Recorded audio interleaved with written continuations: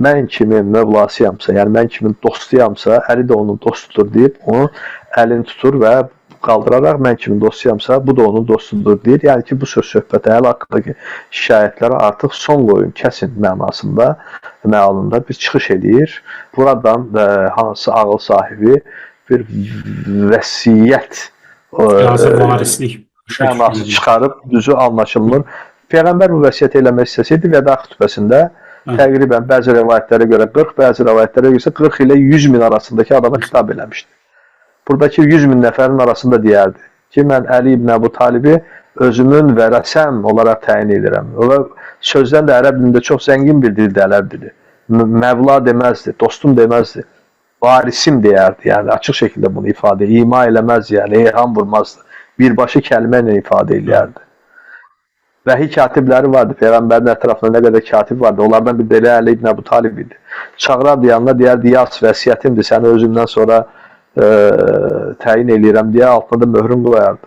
Lakin Peyğəmbər bir kral deyildi ki, evinə hücum olundu, qapısı sındırıldı, xanımı qapısının arasında qaldı, Fatimə radiyallahu anh'a güya.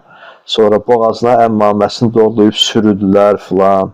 Yəni biz Əli ibn Əbu Talibdən danışırıq.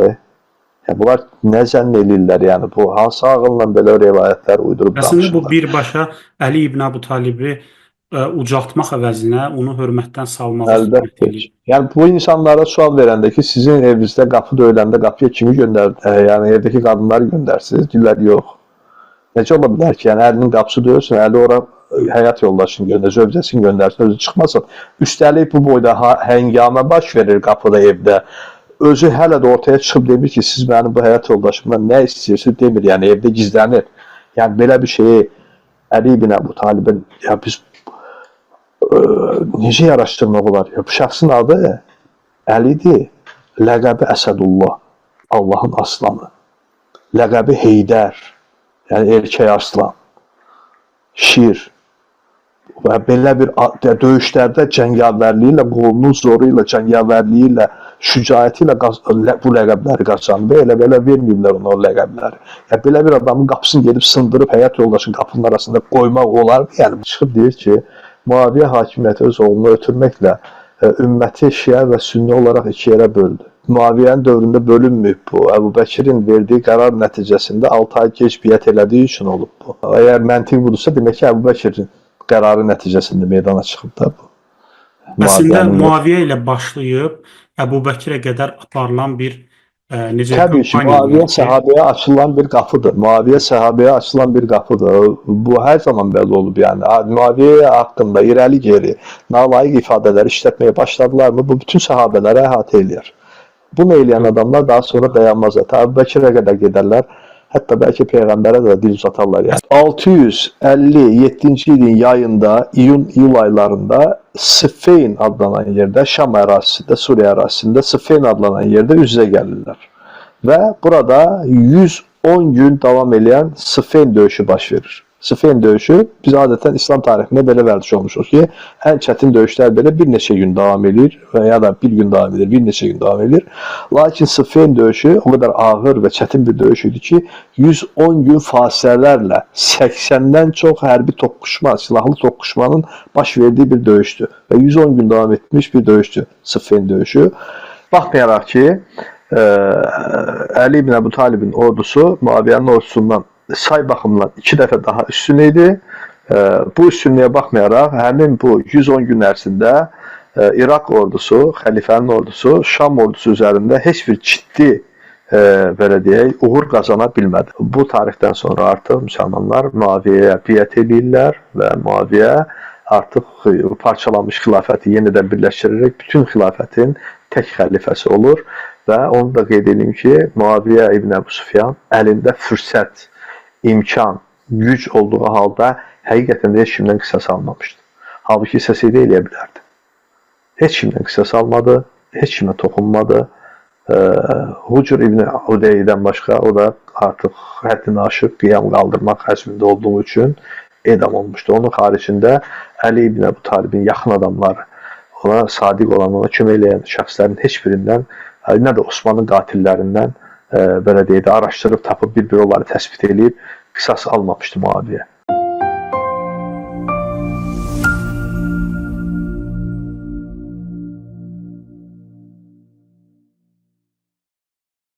Salam hörmətli Xronologiya izləyiciləri, Xronologiya kanalına xoş gəldiniz. Mən Ülvi Qismətoğlu və qonağımız tarix elmləri doktoru Elnur Nəsirov sizin üçün İslam tarixində baş verən hadisələri işıqlandırmağa çalışacağıq. Bugünkü mövzumuz Həzrəti Əli İbn Əbu Talibin xilafət dönəmini əhatə edəcək. Buyurun Elnur müəllim, söz sizdə. Təşəkkür edirəm, çox sağ olun. Mən də dinləyicilərimizi salamlayıram. Bəli, bugünkü mövzumuz 4-cü Raşid xəlifə Əli ibn Əbu Talib, Allah ondan razı olsun, onun hakimiyyəti dövründə baş vermiş hadisələr haqqında olacaq.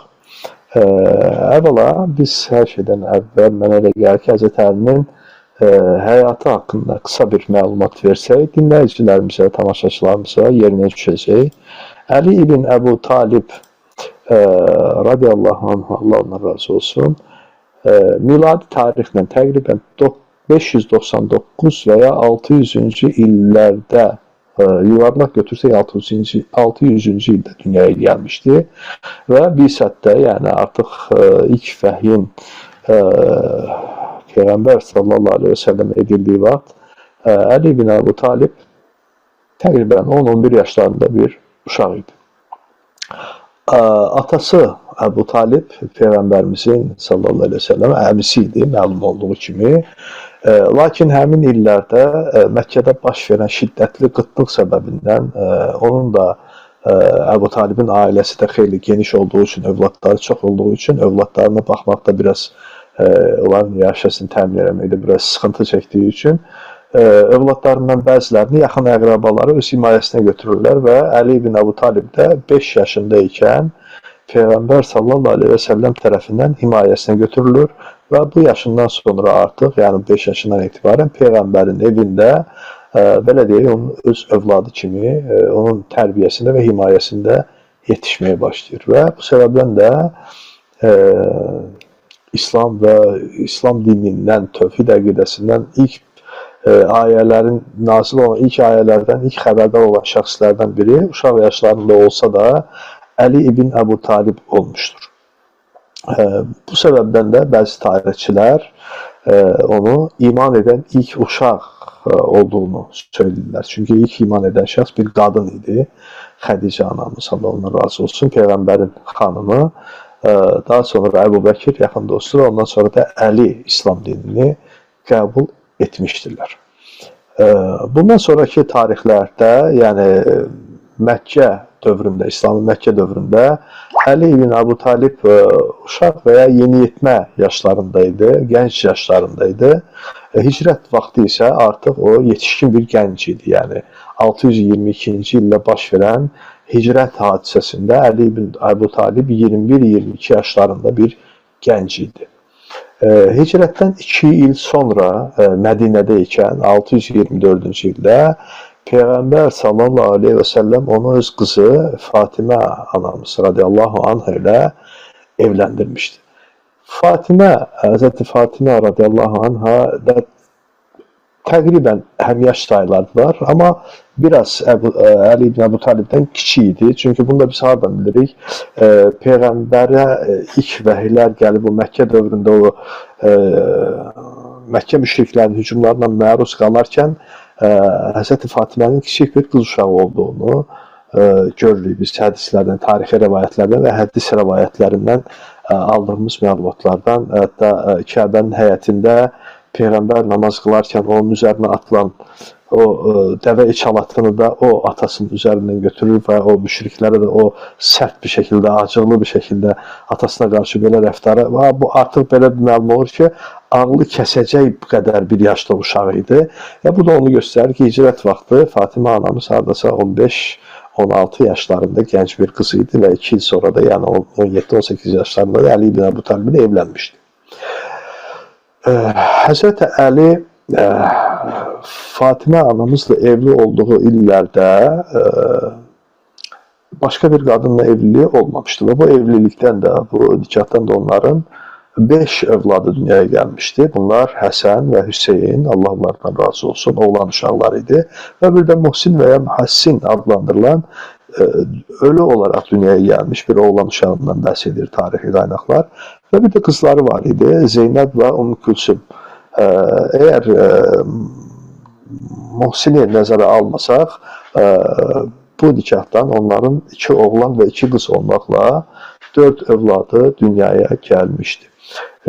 Dediyim kimi, baxmayaraq ki, İslam dini çox evliliyə icazə verir və bir çox sahabələr, o cümlədən Peyğəmbər sallallahu əleyhi və səlləmin özü də bu dövrdə bir çox qadınla evli olmuşdular. Lakin Əli ibn Əbu Talib Fatimə anamızla evli olduğu dövrdə başqa bir qadınla evlənməmişdi və tarixi rəvayətlərdən yenə də bizə gələn rəvayətlərdən belə məlum olur ki,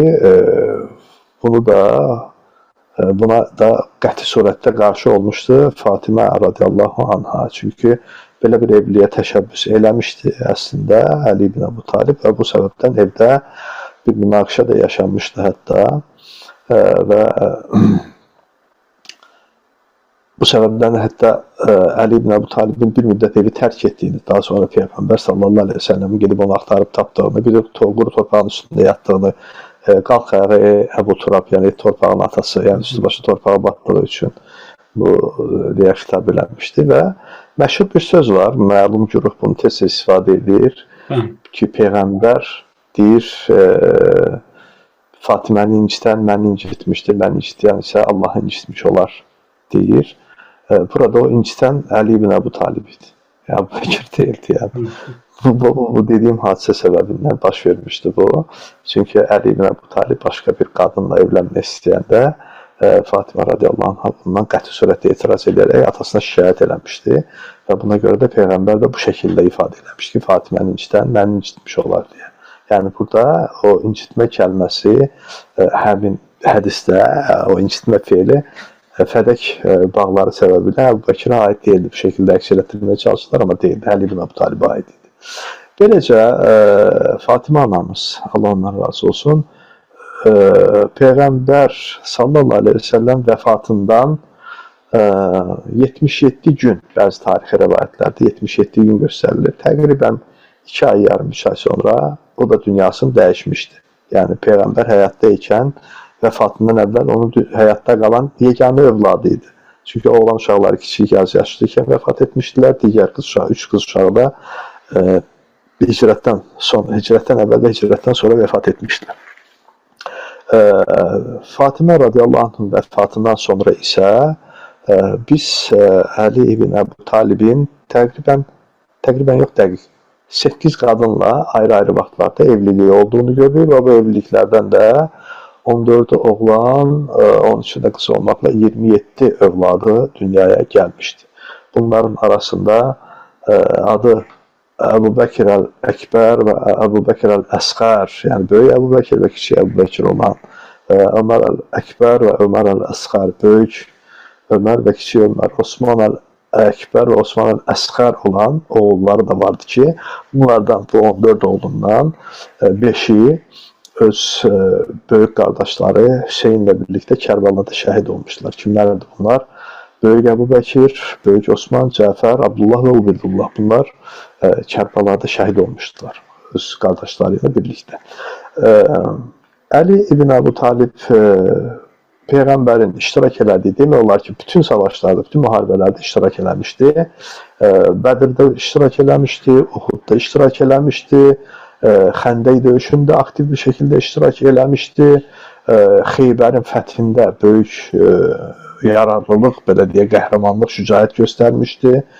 Ondan sonra Təbük səfərində iştirak etməmişdi. O da Rəsullahın öz istəyindən, Rəsulullah onu Mədinədə öz yerinə qoymuşdu. O məşhur hədis rəvayətlərində Əli ibn Əbu Talib təkidlə bu səfərə qatılmaq istəyəndə Peyğəmbər sallallahu aleyhi və səlləm ona məni sən qadınların da uşaqların yanından olursan deyəndə o demiş ki, Peyğəmbər ona Musa ilə Harun arasında münasibət necədirsə, səninlə mənim arasında da münasibət o cürdür. Yəni, necə ki, Musa əleyhissalam Harunu öz qardaşını yerinə qoyub gedirdi, mən də səni o şəkildə, həqiqətən də biz Mədinəyə hicrət vaxtıda muaxat ki deyirik, orada bəzi ənsarla mühaciri bilirsiniz də, qardaşlaşdırırdı Peyğəmbər, bir mühacirlə bir ənsarı, orada Əli ibn Əbu Talib özü ilə qardaşlaşdırmışdı. Baxmayaraq ki, hər ikisi mühacir idilər. Və Əli ibn Əbu Talib dediyim kimi çox şücaətli, bacarıqlı bir döyüşçüydü, bir cəngavər idi. Lakin maraqlı bir şəkildə biz Peyğəmbərin onu heç bir idari vəzifəyə təyin etmədiyini görürük. Peyğəmbər dövründə Əli ibn Əbu Talib heç bir valiliyə və s. idari bir vəzifəyə təyin olunmamışdı.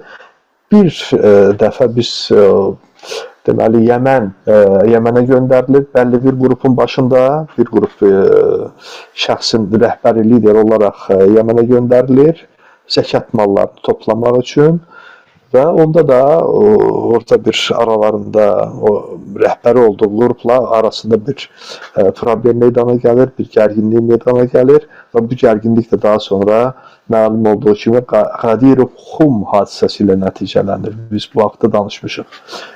Qadir-i-Xum hadisəsi ilə nəticələnir. Və beləcə Əli ibn Əbu Talib Peyğəmbər sallallahu aleyhi və səlləmin vəfatı vaxtı artıq 632-ci ildə Peyğəmbər vəfat etdikdə, o da 32-33 yaşlarında, öyle deyək, cavan sayılacaq yaşlarında bir şəxs idi.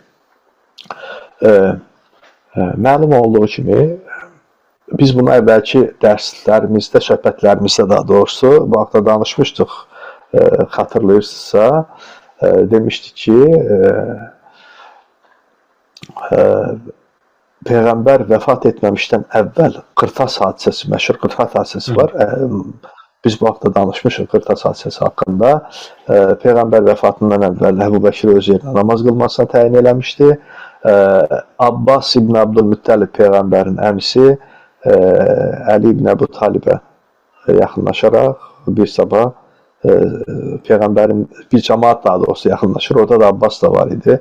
Peyğəmbər bugün necə sabahladı, gecəni necə keçirdi deyəndə Əli ibn Əbu Talib yaxşı keçirdi, çox şükür deyə cavab verir, bu şəkildə cavab verir. Lakin Abbas ibn Abdülmüttəlib onun əlindən tutaraq, qolundan tutaraq bir kənara çəkir və deyir ki, mən Haşim oğullarının, Abdülmüttəlib övladının vəfat etməmişdən qabaq üzlərindəki ifadəni bilirəm. Yəni bizim soyumuz olduğu üçün və bu həmin o ifadəni, o cizgiləri mən Muhammed sallallahu aleyhi ve sellem üzündə görürəm, Peyğəmbər bu yaxınlarda vəfat edəcək. Sən ona yaxınlaş və soruş. Əgər bu işdən də hakimiyyət nəzərdə tutulur, iqtidar. Xəlifəlik nəzərdə tutulur. Bəli. Əgər bu işdən bizim bir payımız varsa, bunu bizə bildirsin. Yox, əgər bizim buradan bir payımız yoxdursa, kimin varsa, həmin adamlara bizi tapşırsın. Çünki əksi təqdirdə Əli ibn Əbu Talibə deyir, əksi təqdirdə bir neçə gün sonra sən Əsanın qulu olacaqsan. Əsanın qulu deyəndə dəyənəyin qulu. Yəni idarə olunan olacaqsan. Yəni idarə edən yox, idarə olunana çevriləcəksən deyir. Və Əli ibn Əbu Talib də ona maraqlı bir cavab verir. Deyir ki, vallahi qorxuram ki, mən bu haqda Peyğəmbərdən soruşaram. Peyğəmbər də bunu bizə qadağan eləyər. Və ondan sonra heç vaxt insanlar bizi bu işə yaxın buraxmazlar. Deyir və Peyğəmbərdən bu haqda soruşmaqdan imtina edir. Buradan biz bəzi nəticələri çıxara bilərik ki, istər Abbas, istərsə də Əli ibn Əbu Talib iqtidara talib idilər, belə deyək. Yəni, istəyirdilər.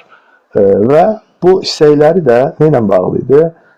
Əqrabalıqla bağlı idi. Baxın, burada heç vaxt vərasətdən, vəsiyyətdən söhbət getmir.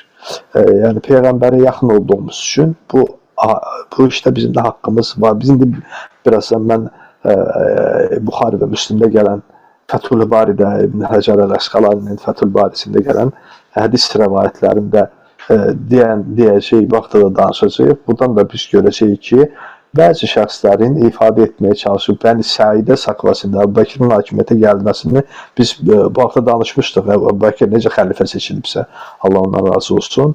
Onu xəlifə seçənlərdən Allah razı olsun. Və burada Əli ibn Əbu Talibin beyəti gecikdirdiyi haqqında da geniş bir şəkildə danışmışdıq.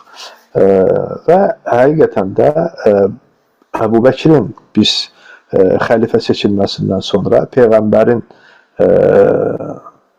dəfni ilə məşğul olur Əli ibn Əbu Talib, onu yuyan, kəfənləyən və dəfn edənlər Əli ibn Əbu Talib, əmisi Abbas, Abbasın oğlu Fəzil və Usam ibn Zeyd bu şəxsləri olub və Əbu Bəkir xəlifə seçiləndən sonra çox maraqlı bir şəkildə həmin bu dövr eyni zamanda biz danışmışıq bu haqda Əbu Bəkirin hakimiyyəti dövrü hadisələr haqqında danışanda yarımadada vəziyyət həqiqətən çox gərgin idi, çox qəliz və çətin bir vəziyyət idi. Riddə hadisələri başlamışdı. Yalançı peyğəmbərlərin, Müseyləmə və digərlərinin fəaliyyəti var idi geniş şəkildə. Yarımadadakı ərəblər açıq bir şəkildə itaətdən vaz keçmişlər, boyun qaçırmışlar. Bu da azmış kimi qüvvət toplayıb Mədinəyə hücum əzmində idilər və hücum da etmişdilər. Belə bir şəraitdə, yəni bu hadisələr cərəyan edərkən Əli ibn Əbu Talib beyət etməkdən imtina edir və evinə qapanır. Onunla birlikdə bəzi şəxslər, bu şəxslər Abbas ibn Abdülmüttəlibdir, Zübeyir ibn Əvvam və xüsusən də fərqlənən və məlum güruhun böyük səhabə saydıqları şəxslər var. Bunlar kimlərdir? Əmmar ibn Yasir, Əbu Zər əl-Ğifari, Miqdad və Salman Farisi. Bunlar da Əli ibn Əbu Talibin xəlifə olmasını istəyirlər. Bu səbəbdən bunlar da beyətlərini gecikdirmişlər. Daha doğrusu beyət etməmişdilər. Biz tarixi rəvayətlərdə və hədis rəvayətlərində görürük, maraqlı bir məqam var. Burada bunu mütləq demək lazımdır. Buxaridə və həmçinin Müslimdə, İmam Müslimin əsərində də Ayşə radiyallahu anhadan rəvayət olunan bir hədis var. Bu hədisdə deyilir ki, Əbu Bəkir xəlifə seçiləndən sonra, Əbu Bəkirin xilafəti dövründə Fatimə, Allah ondan razı olsun, Fatimə anamız ona xəbər göndərərək, baxın, həm xəlifə olaraq tanımırlar, amma ondan yenə də nəsə tələb edirlər. Yəni, xəlifə olaraq tanımadıqları şəxsdən atamdan qalan mirası tələb eləyirəm deyə bir xəbər göndərir. Bu da nə idi? Bu Fədək bağı, Fədək xurmalığı və Xeybərdə olan 1/5 hissə. Əbu Bəkir də ona cavab olaraq bildirir ki, mən Peyğəmbərin belə dediyini eşitmişəm, biz Peyğəmbərlərin buraxdığı miras buraxmırıq, biz miras qoymuruq, bizim qoyub getdiyimiz sədəqədir deyir və mən Peyğəmbəri necə qoyubsa, nə şəkildə buraxıbsa, o şəkildə bunu dəyişdirmədən buraxacam. Peyğəmbər nə şəkildə buraxmışdı? Həmin adı çəkilən yerlərin, yəni Fədək xurmalığı və Xeybərin 5/1 gəliri, xumsu, bu mülkiyyəti Beytülmalda qalmaq şərti ilə Peyğəmbərin yaxınları, əqrabaları bundan faydalana bilərlər. Bu da Quran-ı Kərimin Hucurat surəsi 7-8-ci ayələrinə uyğundur. Çünki onlar feydir. O ayələri oxuyanlar onu açıq-açıq görəcəklər ki, bunlar daşınmaz əmlak olduğu üçün bölünə bilməz. Bu ənənə daha sonra da, daha doğrusu ənənə deyil, bu hüquqi bir təsbitdir. İslam hüququnun da təsbit olmuş qayda yoldur. Bu şəkildə də davam etmişdir. Və onun bu cavabından ötürü Fatimə radiyallahu anh vəfat edənə qədər Əbu Bəkirlə danışmır, belə deyək, ünsiyyət saxlamır və 77 gün sonra da, Peyğəmbərin vəfatına 77 gün sonra da Fatimə radiyallahu anh, Fatimə anamız Allah ondan razı olsun, vəfat edir, dünyasını dəyişir. Yenə həmin hədisdə bir qeyd də eləmək olar ki, məsəl üçün bu Fədək məsələsində biz Əli və Həsənin, Allah hər ikisinə razı olsun, xəlifəlik dövründə də bu Fədək məsələsinə qayıtmamaları onu göstərir ki, bəli. Onlar bu qaydanı dəyişməmişdilər. Çünki baxmayaraq ki, tamamilə doğrudur. Fatimə anamız artıq həyatda yox idi. Amma varisləri ki var idi, oğulları, qızları var idi. Əgər həqiqətən də bu bir haqq olsaydı, miras haqqı, Əli ibn Əbu Talib hakimiyyətə gələn kimi bunu bərpa etməli idi. Və ondan sonra da Həsənin radiyallahu anh hakimiyyəti dövrlər bunu mütləq bərpa etməli idilər. Amma etmədikləri üçün bu onu göstərir ki, Əbu Bəkirin bu qərarı tamamilə legitim idi, hüquqi idi. Və həmin hədisdə, haqqında danışdığım hədisdə və tarixi rəvayətlərdə də var bu, eyni mətndə keçir. Fatimə anamız dünyasını dəyişəndə Əli ibn Əbu Talib onu gecə ikən dəfn etdi. Gecə ikən dəfn etdi və dəfində Əbu Bəkir başda olmaqla digər sahabələr iştirak edə bilmədilər bu səbəbdən. Və yenə də həmin tarixi rəvayətdə və hədis rəvayətlərində deyilir ki, insanların Peyğəmbərin qızı Fatimə səbəbilə Əliyə bir rəğbətləri var idi.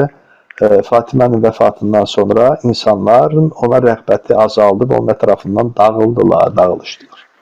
Əli ibn Əbu Talib həqiqətən də artıq tək qaldığını gördüyü üçün belə deyək, Əbu Bəkir bir xəbər göndərir. 6 ay sonra, Əbu Bəkirin xəlifə seçilməsindən 6 ay sonra xəbər göndərir və bizə gəl deyir. Amma Öməri gətirmir deyir, maraqlı bir şəkildə. Və çünki Öməri sərt bir adam kimi tanıyırdılar, elə tanınır.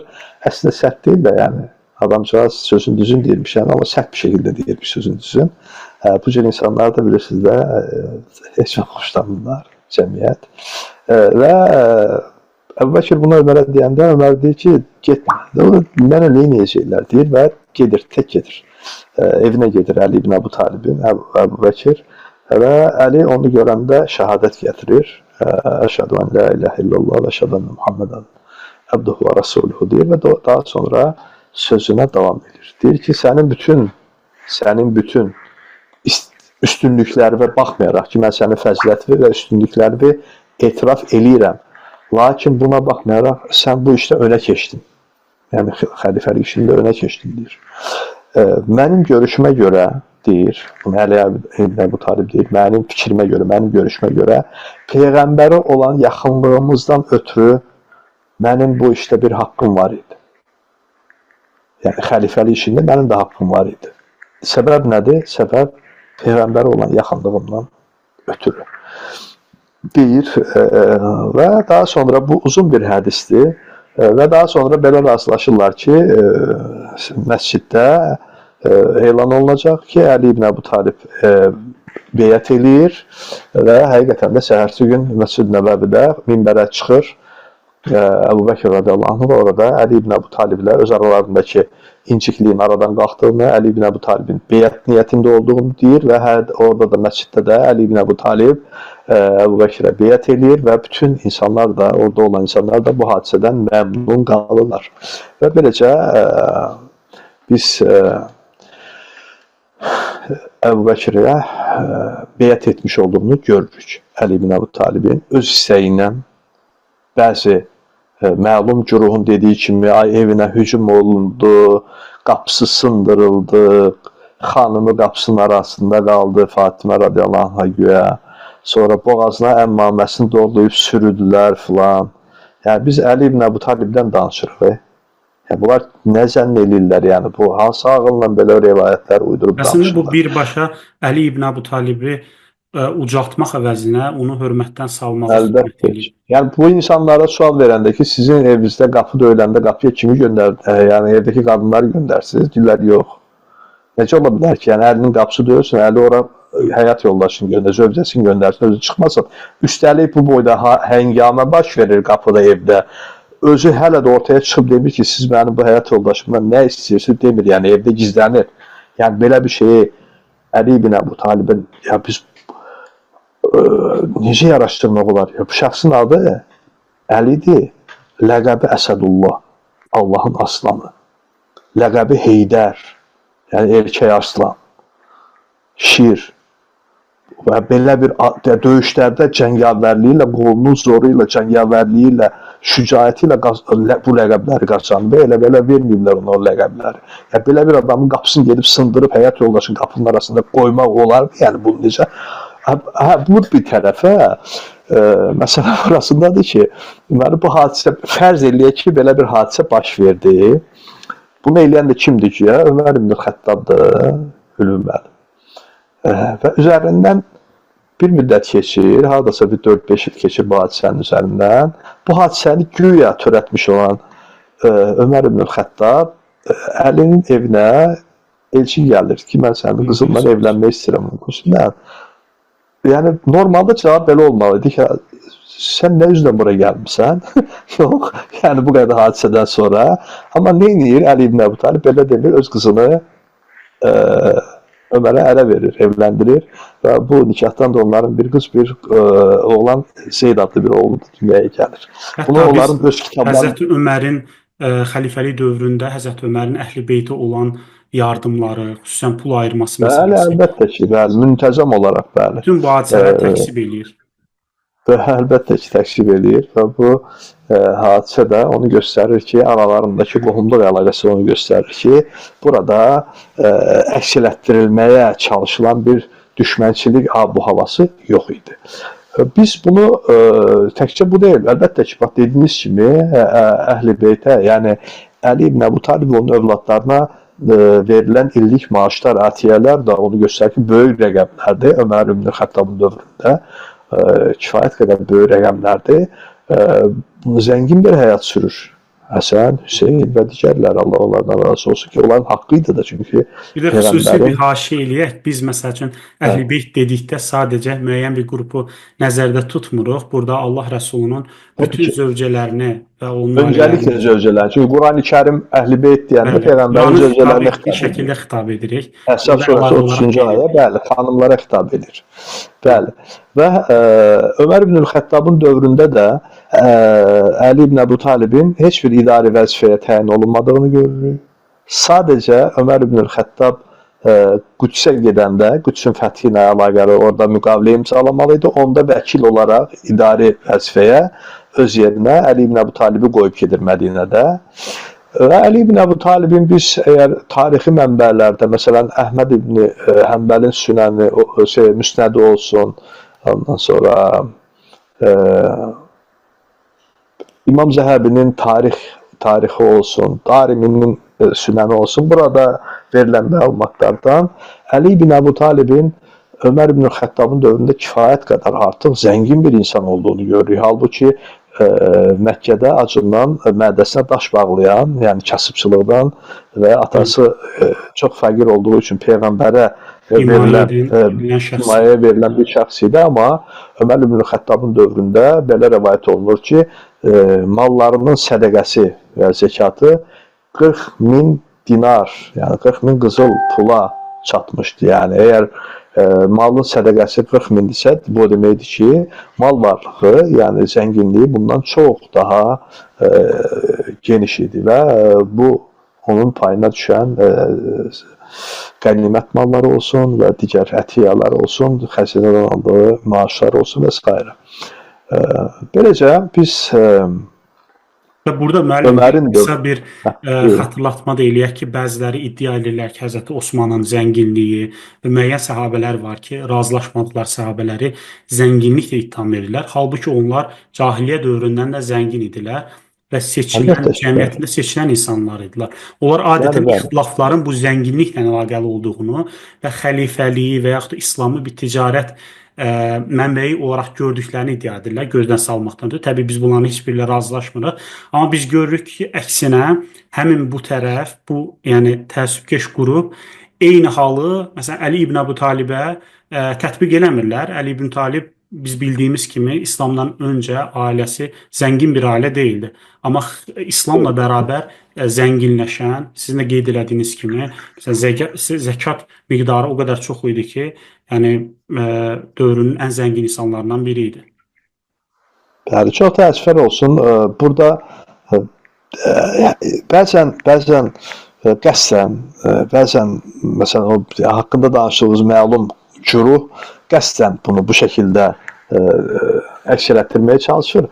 Bəzi qruplar da var, xüsusən də bunu biz daha çox belə deyək də təsəvvüfi qruplar mı deyək, necə adlandıraq bu qrupları. Bunlarda da güya səhabənin bir xırqa, bir loqma ilə kifayətlənib. Çox, əlbəttə ki, səhabə çox təqvalı idi, amma dünya malı onların deyildiyi kimi, dünya malı onların qəlblərində deyildi, əllərində idi, ciblərində idi. Səhabə çox zəngin idi. Xüsusən də İslami fətihlərdən sonra böyük bir zənginlik meydana gəlmişdi.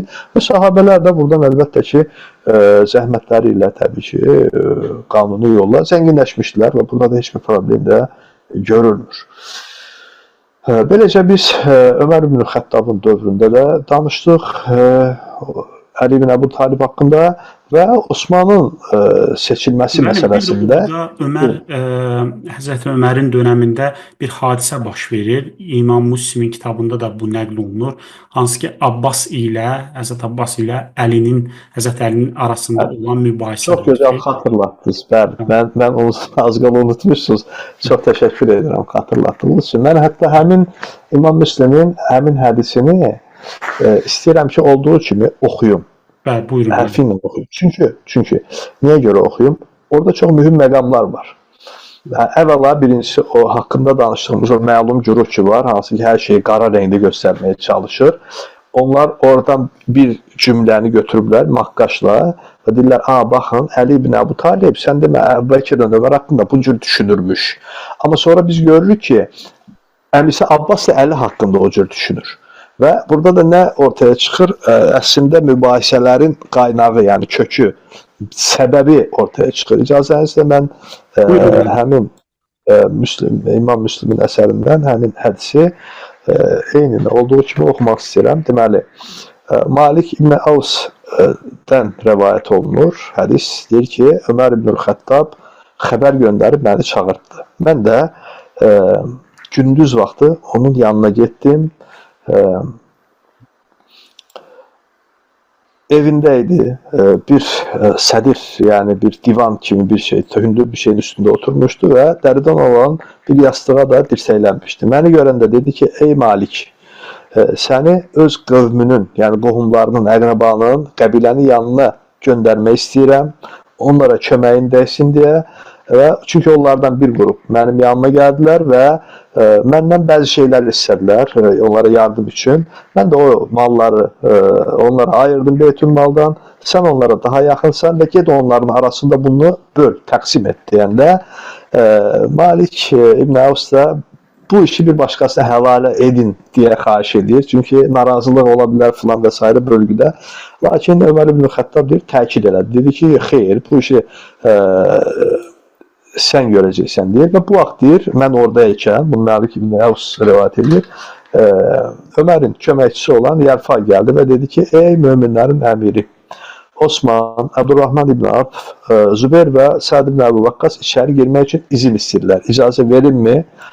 Bəli, dedi xəlifə və onlar da içəri girdilər və çox qısa bir müddət sonra yenidən Yəlfa gəldi. Dedi ki, Abbas ilə Əli də içəri girmək istəyir. İcazə varmı? Ömər ibn Xəttab icazə var dedi. Bəli, və bu vaxt Abbas içəri girdi. Abbas içəri girdiyi kimi belə dedi. Ömər ibn Xəttabı da xitab edərək dedi ki, ey möminlərin əmiri, mənim ilə bu yalancı, günahkar, vəfasız və xain olan adam arasında bir hökm ver. Bunu kim haqqında deyir? Abbas, Əli haqqında deyir. Bax, əmi ilə qardaş oğlu arasında mübahisə çıxır. Mübahisə neydən ötürü çıxırsa, ne deyəcəyik? Birazın gələcək ora. Və Abbas necə adlandırır? Öz qardaş oğlu Əlini yalancı, günahkar, vəfasız və xain deyir. Əlbəttə ki, bu sifətləri biz Estağfurullah Əli ibn Əbu Talibə yaraşdırmırıq. Sadəcə olaraq aralarındakı mübahisə səbəbindən bu ifadələr Abbasın ağzından çıxmışdır. Və orada olanlar, yəni bir qədər əvvəl içəri girənlər, Abdurrahman ibn Avf, Zübeyir, Sa'd ibn Vaqqas və Osman nə deyirlər? Deyirlər ki, ey möminlərin əmiri, bunların arasında bir hökm ver və bunları bir sakitliyə, sükuta qovuşdur. Yəni bu mübahisə bunların arasında bitsin. Bunun üzərinə, yəni bu sözlərdən sonra Ömər üzünə Əli ilə Abbasa tutub dedi, səbirli olun, tələsməyin. Sonra da orada olanlara xitab edərək dedi, Allah haqqı üçün, yəni sizə Allaha and verərək soruşuram. Sizlər Resulullah sallallahu aleyhi və səlləmin bizə, yəni biz peyğəmbərlərə varis olunmaz, yəni biz miras qoymarıq, bizim qoyub getdiyimiz sədəqədir. Buyurduğunu eşitmişsizmi? Orada olanlar dedilər, bəli, biz bunu təsdiq edirik, eşitmişik. Bundan sonra xəlifə Ömər üzünü Abbas və Əliyə tərəf tutub dedi, sizə Allaha and verirəm, deyin, siz ikiniz peyğəmbərin bizlər miras qoymarıq, bizim qoyub getdiyimiz sədəqədir dediyini eşitmişsizmi? Onlar da bəli, biz bunu bilirik, belə olduğunu təsdiq edirlər. Daha sonra xəlifə Ömər belə dedi, şübhəsiz ki, izzət və cəlal sahibi olan Allah öz rəsuluna ondan başqa heç kimə vermədiyi bir xüsusiyyəti vermişdir, dedi və bu ayəni oxudu. Hücurat surəsi, daha doğrusu üzr istəyirəm, Haşr surəsi 7-ci ayəni oxudu. Allahın fəth edilən məmləkətlər əhalisindən Peyğəmbərinə verdiyi fəy Allaha, Rəsuluna, yetimlərə, yoxsullara, yolda qalmışlara, yəni misafirlərə aiddir. Ta ki bu mallar aramızdan bəzi zənginlər arasında dönüb dolaşan bir dövlət olmasın. Yəni fəqir, kasıb insanlar da ondan faydalana bilsinlər deyə Peyğəmbər sizə nəyi verdiysə onu alın, sizə nəyi yasaq, qadağan etdiysə ondan əl çəkin. Allahdan qorxun, Allaha qarşı təqvalı olun. Çünki Allah çətin, Allahın əzabı çətindir. Belə dedi və Həşr surəsi 7-ci ayəni oxudu. Və bu ayəni oxuyandan sonra Ömər sözünə belə davam etdi. Allahın Rəsulu Bəni Nadir, yəni Yahudi qəbiləsinin mallarını aranızda böldü. Onu sizlərdən mən edib sırf özü üçün ayırmadı. Nəhayət buradan geri qalan bu maldan da Rəsulullah, yəni qənimətindəki daşınan qənimətləri aranızda böldü və geri qalan malları isə, yəni daşınmaz əmlakları isə Rəsulullah öz ailəsinin bir illik nəfəqəsini, yəni dolanışıq üçün lazım olan, yaşı üçün lazım olan payı buradan öz ailəsinə ayırdı. Sonra bundan geriyə qalanını da Allah yolunda sərf etdi, yəni ehtiyacı olan insanlara payladı. Ömər bunları dedikdən sonra belə dedi, sözünə belə dedi, yeri və göyü qorumaqda olan Allahın haqqı üçün sizlərdən soruşuram. Bu məsələni siz də belə bilirsinizmi? Oradakılar dedilər, bəli, biz də bu hadisəni elə sənin dediyin kimi bilirik. Sonra Abbas ilə Əliyə üzünü tutub, onlara da eyni şəkildə and verib dedi, sizlər də bunu bu şəkildə bilirsinizmi? Onlar da bəli, bizlər də bunu bu şəkildə bilirik, dedi. Sonra Ömər yenidən sözünə belə devam etdi. Rasulullah sallallahu aleyhi və səlləm vəfat etdikdə Əbu Bəkir radiyallahu anhu Resulullahın vəkiliyəm dedi, yəni onun xəlifəsi oldu. Siz ikiniz gəldiniz, yəni Abbas və Əli siz ikiniz gəldiniz. Kimin yanına gəldilər? Əbu Bəkirin yanına gəldilər. Sən Abbas, qardaşının oğlundan mirasını istəyirdin, öz payını istəyirdin. Bu Əli də öz arvadının, yəni Fatimənin atasından ona qalan malları istəyirdi. Deməli, nəyi istəyirlərmiş? Abbas gəlir, deyir ki, mən Peyğəmbərin əmsiyəm, o vəfat eləyib, əmi olaraq mənə nə düşürsə, ondan mirası mənə ver. Yəni, nədir bu? Fədək və Xeybər 5-1. Əli də gəlib nə deyirdi? Deyirdi ki, mənim həyat yoldaşım, yəni Fatimə, Peyğəmbərin qızıdır, atasından olan qalan, ona nə qalırsa, həmin, yəni fədəklə nə istəyirlər? Xeybərin 5-1 istəyirlər.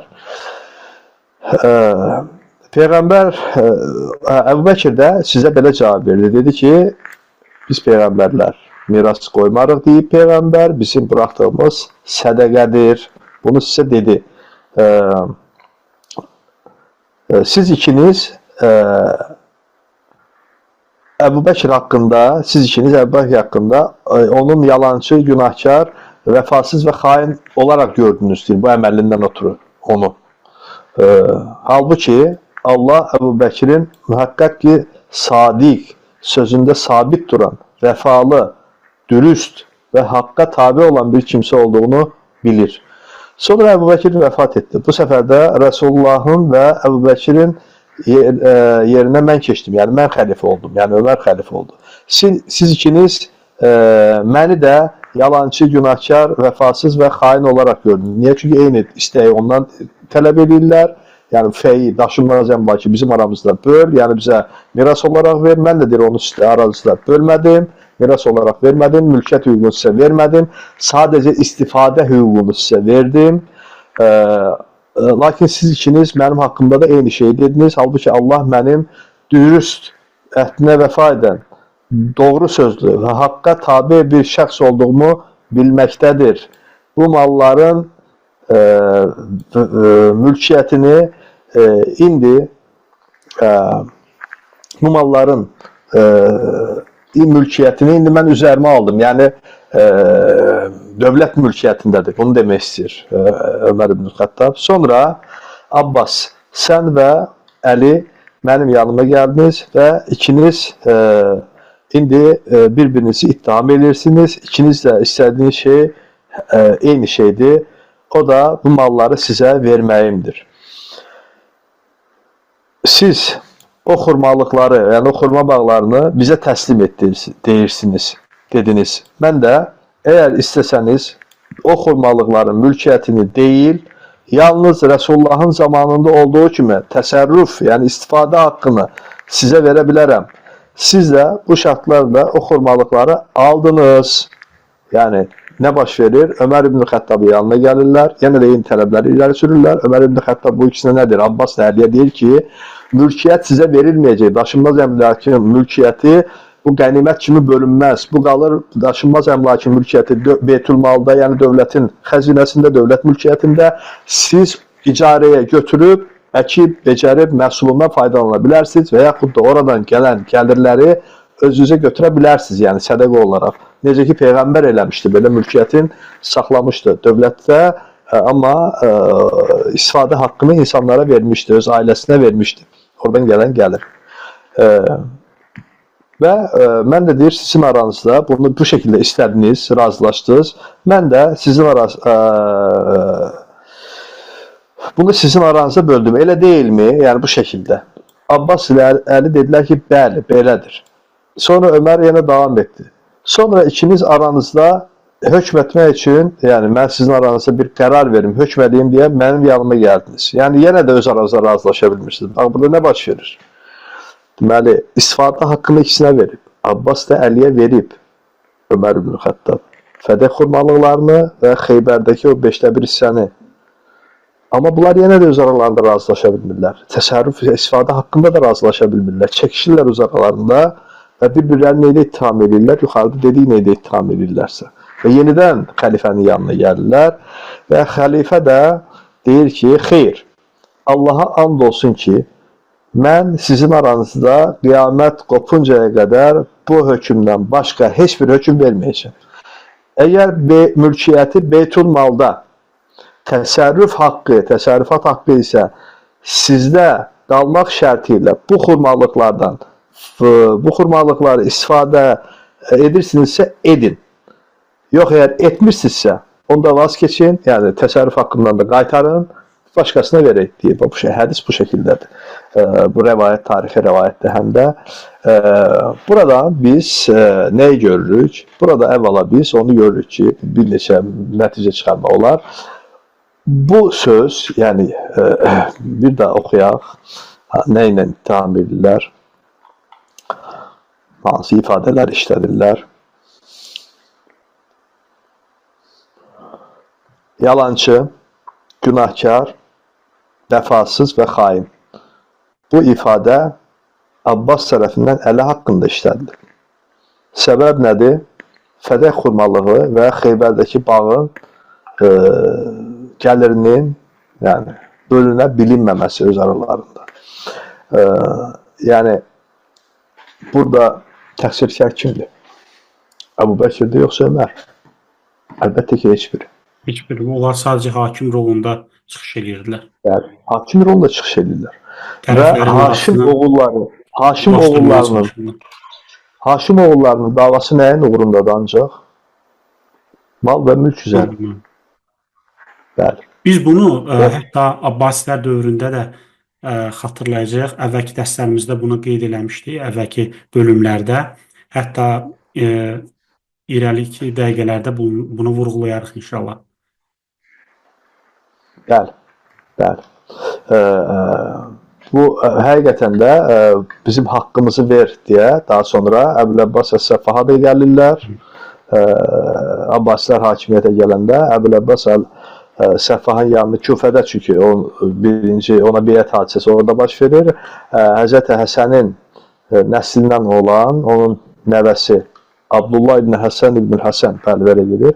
Əlində Quran-ı Kərim, Musafı tutaraq Əbul Abbas Səffahın yanına gəlir və deyir ki, ey möminlərin əmiri, bu kitabdakı haqqımızı bizə ver, deyir və orada da çox gözəl diplomatik bir dillə buna cavab verir. Əbul Abbas Səffah deyir ki, bundan əvvəl, yəni bizlərdən əvvəl sizin ulu babanız, yəni Əli ibn Əbu Talib xəlifə olub.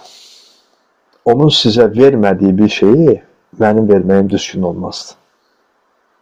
Deyir və deyir ki, hətta sizin haqqınız o qədər çoxdur ki, mən onu yenə də versəm də deyir, sizə nəsə oradan yenə də ödəmiş olmaram. Yəni, hakimiyyət iddiasıdır təbii ki bu. Yəni, Səfahat onu deyir, yəni bizim haqqımızı bizə verdir. Daha sonra həmin bu şəxsin oğlu, yəni Həzrəti Həsənin nəvəsinin oğlu, Həzrəti Əlinin nəticəsi var. Muhammed ibn Abdullah ibn Həsən ibn Həsən ibn Əli ibn Əbu Talib. Hansı ki, Nəfsə Zəkiyyə adı ilə tanınır. Nəfsə Zəkiyyə ilə, bu da 2-ci Abbasi xəlifəsi olan Mənsura qarşı bir çıxışı olur bunun da. Çünki özünü Haşim ailəsinin lideri olaraq görürdü. Halbuki Cəfər Əs-Sadiq onu belə görmürdü. Onu da deyim ki, Cəfər Əs-Sadiqə, İmam Cəfərə Əs-Sadiq adını verən də Abbasilərdən xəlifə Mənsurdur. Məsələyə görə vermişdi. Çünki onu qiyama çağırmışlar, o qiyama qalxmamışdı Abbasilərə qarşı. Yardım da etməmişdi, dəstək də verməmişdi Nəfsə Zəkiyyə. Ona görə də bu sədaqətinə görə də ona Əs-Sadiq demişdi. Abbasilərin ikinci xəlifəsi olan Mənsur. Xəlifə Mənsurla Nəfsə Zəkiyyə arasında uzun bir məktublaşma var. Nəfsə Zəkiyyə orada da belə deyir ki, bizim haqqımızdır, yəni özünü biz deyir, Peyğəmbərin övladlarıyıq deyə xitab edir.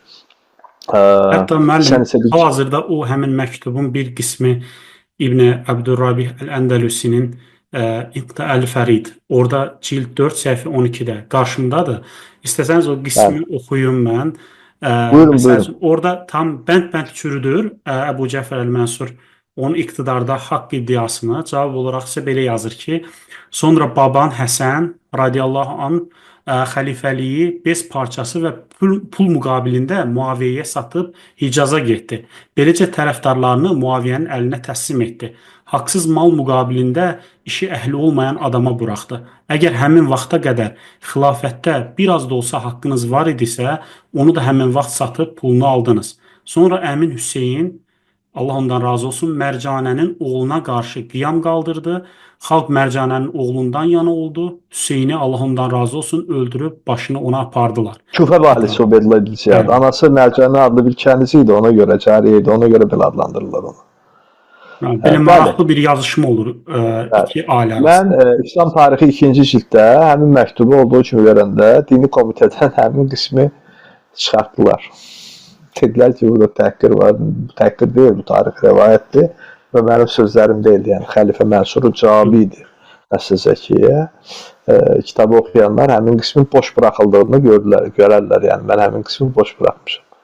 Yəni ki, orada bir boşluq var, yəni o boşluqla bəlkə bir bez parçası ilə pula haqqınız var isə də dəyişdiniz, var isə də haqqınız, siz onu satdınız, pulunu aldınız. Yəni Əli ibn Əbu Talibin xəlifəliyindən sonra da bu cür hadisələr də biz qaydaq mövzumuza Ömərin hakimiyyəti dövründə Əli haqqında danışdıq. Nəhayət Ömər ibn Xəttab şəhid olandan sonra, daha doğrusu onu hələ ki yəni şəhid olmamışdı, amma az qalmışdı. Yəni yaralı idi, ağır yaralı idi. Xəlifə seçkisi şurada keçirilir. Burada iki namizəd qalır əsas. Osman ibn Əffan və Əli ibn Əbu Talib. Məlum olduğu kimi Əbdurrahman ibn Əf Şuraya fasilə verərək Mədinəni gəzir və rəy əhli ilə söhbət edir. Onların fikrini alır.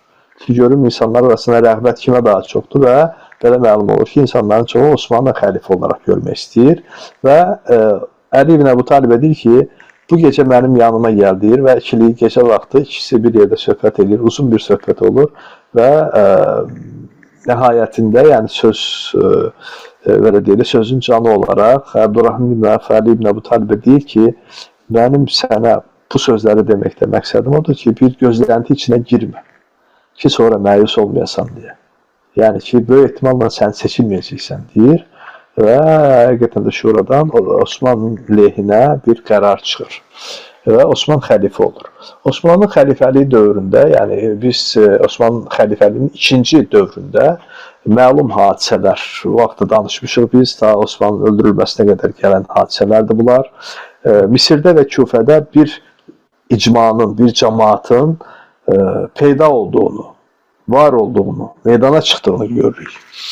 Bu cəmaatın meydana çıxması əslində uzun bir prosesdir. Burada Osmanın vali olaraq təyin elədiyi Səd ibn As adlı şəxs var, bir də Vəlid ibn Uqbə. Bunların ikisinin hakimiyyəti dövründə Küfədə bir sıra hadisələr baş verir. Başda Malik ibn Haris əl-Əştər, o məşhur Malik əl-Əştər ki var, o fitnənin başı. Hansı ki Osman ibn Əffanın qatillərinin başında gedirdi. Yaramaz adam idi çox.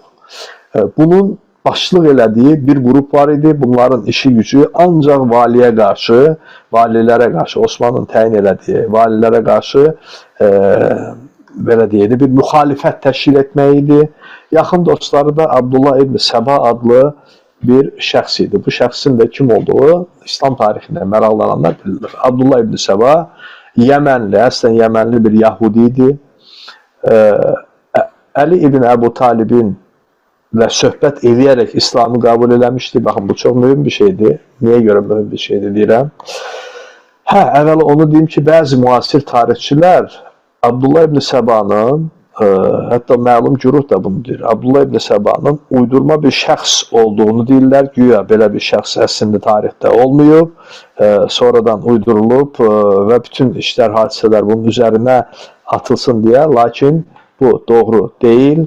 Bunun da doğru olmadığını, yəni Abdullah ibn Səbanın tarixi bir şəxsiyyət olduğunu, yaşamış real bir şəxs olduğunu biz haradan öyrənirik?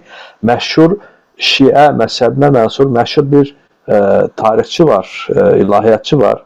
Əbülhəsən Novbəxti 10-cu əsrdə yaşayır. Onun Firaq-ı Şiə adlı bir əsəri var. Yəni Şiə firqələri, Şiə məzhəbi öz arasında bilirsiniz, bölünüb bir çox yerlərə. Şiə firqələri, Firaq-ı Şiə adlı əsəri var.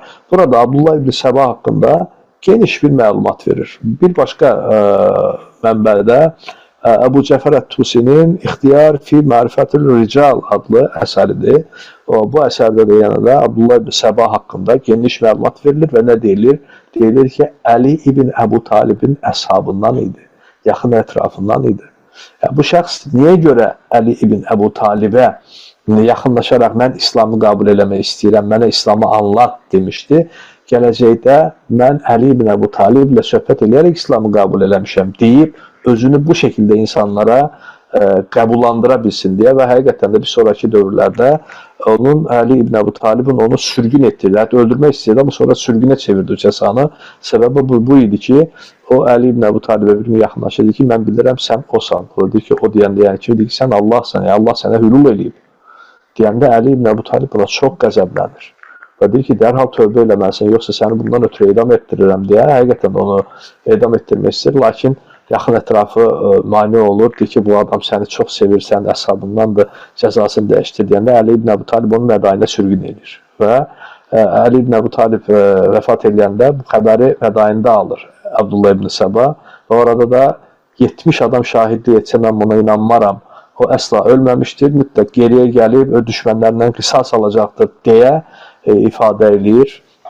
Və Peyğəmbərlik iddiasında idi, belə deyirdi ki, Əli ibn Əbu Talib əslində ilahdır, yəni Allahdır, Allah ona hülul eləyib, necə ki İsa ibn Məryəmə hülul elədiyi kimi və o da məni özünə elçi təyin edib deyə belə absurd bir iddia ilə çıxış edən bir şəxs idi. Biz bu şəxsin Osmanlı dövründə şəhər-şəhər gəzdiyini görürük. Küfə, Şam, Misir, Bəsrə, Mədinə, Yəmən, bütün coğrafiyanı gəzir və burada özünə bir, belə deyək, şəbəkə qurur, bir casus şəbəkəsi qurur və bu casus şəbəkəsinin də işi ancaq və ancaq Osman ibn Əffan haqqında yalan xəbərlər, uydurma xəbərlər yaymaq idi Halbuki Küfədə çox məlum olduğu kimi Küfədə bir məhəllə var idi. Nəcraniyə məhəlləsi deyirlər. Bu Nəcraniyə məhəlləsində Ərəbistan yarımadasına sürgün edilmiş yəhudilər və xristianlar yaşayırdılar. Bunların burada böyük bir icması var idi. Dəstəkçiləri var idi Küfədə. Küfə mühitinin, məlum Küfə mühitinin yaranmasında bunların çox böyük əməyi olub. Və bunlar Malik ibn Əşrəf bunun yaxın adamlarından biridir.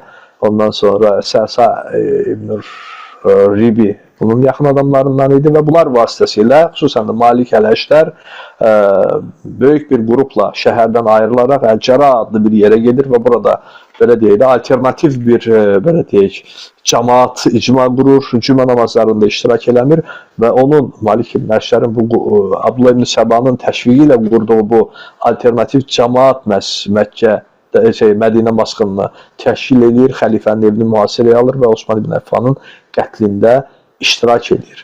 Və bu Malik ibn Əşrərin daha sonraki illərdə də biz Əli ibn Əbu Talibin yanında olduğunu görürük. Hətta Misir valisi təyin edir, səhv etmirəmsə. Bəli. Hətta səhv etmirəmsə, Əli ibn Əbu Talib onu Misir valisi də təyin edir. Misir valisi bəli təyin edir. Məhəmməd ibn Əbu Bəkirin yerinə təyin edir onu. Çünki öz vəzifəsini icra eləyə bilmirdi. Orada itaətçiliyi vardı. İnsanlar itaət etmək istəmirdilər Əli ibn Əbu Talibin adamlarına. Və xəlifə Osmanın qətlindən sonra həmin bu şəxslər Əli ibn Əbu Talib, Təlhə ibn Ubeydullah və Zübeyir ibn Əvvamın üçündən birinin xəlifə olmasını istəyirlər. Bu üçü əlbəttə ki, bu istəyi rədd edirlər. Əli ibn Əbu Talib deyir ki, bu sizin işiniz deyil. Bu Mədinə əhlinin işidir. Çünki Əli ibn Əbu Talib mütləq istəyirdi ki, Təlhə və Zübeyir, yəni şura üzvlərindən sadəcə onlar həyatda qalmışdılar. Onlar ona biət etsinlər deyə. Və onlar da məcburi qaydada onlar biət edir. Niyə görə biz məcburi qaydada deyirik? Çünki Cəməl vaqiəsində, Cəməl hadisəsində birazdan biz bu haqda danışacağıq. Təlhə ilə Zübeyrə bunu dillədir. Hətta Zübeyrə deyirlər. Deyirlər ki, sən deyildinmi Əli ibn Əbu Talibə biət elədin? O da deyir ki, bəli, mən idim, amma ki, qılınc boynuma dirənmiş vəziyyətdə, yəni kərhən, məcburən, ikrah altında olaraq mən biət eləmişəm deyə ifadə eləyir. Və həqiqətən də biz bir müddət sonra Təlhə ilə Zübeyrin Məkkəyə getdiyini görürük. Osman ibn Əffan qətl edildiyi vaxt Ayşə anamız radiyallahu anhu və ətrafındakı səhabələrlə həcc ziyarətindən Məkkədən Mədinəyə qayıtırdılar. Xəlifənin, yəni Osmanın qətlini eşitdikdə Məkkəyə geri qayıtdılar və Məkkədə də bir cəmaat formalaşmağa başladı bu hadisə qarşısında. Təlhə ilə Zübeyir də ora getdilər. Umeyyə ailəsi ümumiyyətlə Mədinəni tərk elədi. Sahabələrdən bəziləri Əli ibn Əbu Talibə biət elədilər, bəziləri isə biət etməkdən imtina etdilər. Mən burada həmin sahabələrin adlarını bir-bir oxumaq istəyirəm ki, həm dinləyicilərimiz üçün də mənə elə gəlir ki, maraqlı olacaq. Hansı sahabələridir? Bunlar tanınmış sahabələridir, hansı ki, biət etməkdən imtina etmişdilər. Muhammed ibn Məsləmə Əl-Ənsari, Həssan ibn Sabit Əl-Xəzrəci, Kəb ibn Malik Əl-Ənsari, Məsləmə ibn Müxallid Əl-Ənsari, Əbu Said Əl-Xudri Əl-Xəzrəci, Numan ibn Bəşir Əl-Ənsari, Zeyd ibn Sabit Əl-Ənsari, Rafi ibn Xudeyc Əl-Ənsari, Fudalə ibn Ubeyd Əl-Ənsari, Kəb ibn Ucrə Əl-Bələbə Əl-Ənsari, Abdullah ibn Ömər ibn Xəttab, Sa'd ibn Əbu Vaqqaz Əl-Muhaciri, Suheyb ibn Sənan Əl-Rumi Əl-Muhaciri, Sələmə ibn Amr ibn Əl-Əqva, Usama ibn Zeyd ibn Əl-Harisə, Əbu Amr, Qudamə ibn Məsum Əl-Cümahi, Muğirə ibn Şubə və Abdullah ibn Səllam və digərləri, bir çoxları, bunlar Əli ibn Əbu Talibə beyət etməkdən imtina edən səhabələr idi. Buna baxmayaraq, bunların bu qərarı əlbəttə ki, çox şey dəyişmədi. Əli ibn Əbu Talib artıq xəlifə olmuşdu və bundan sonraki tarixdə biz Ayşə radiyallahu anhanın ətrafında bir müxalifətin formalaşdığını görürük. Müxalifət deyəndə nəyi nəzərdə tuturam, nəyi qəsd edirəm? Osman ibn Əffanın qatilləri cəzalandırılsın tələbi ilə çıxış edirlər.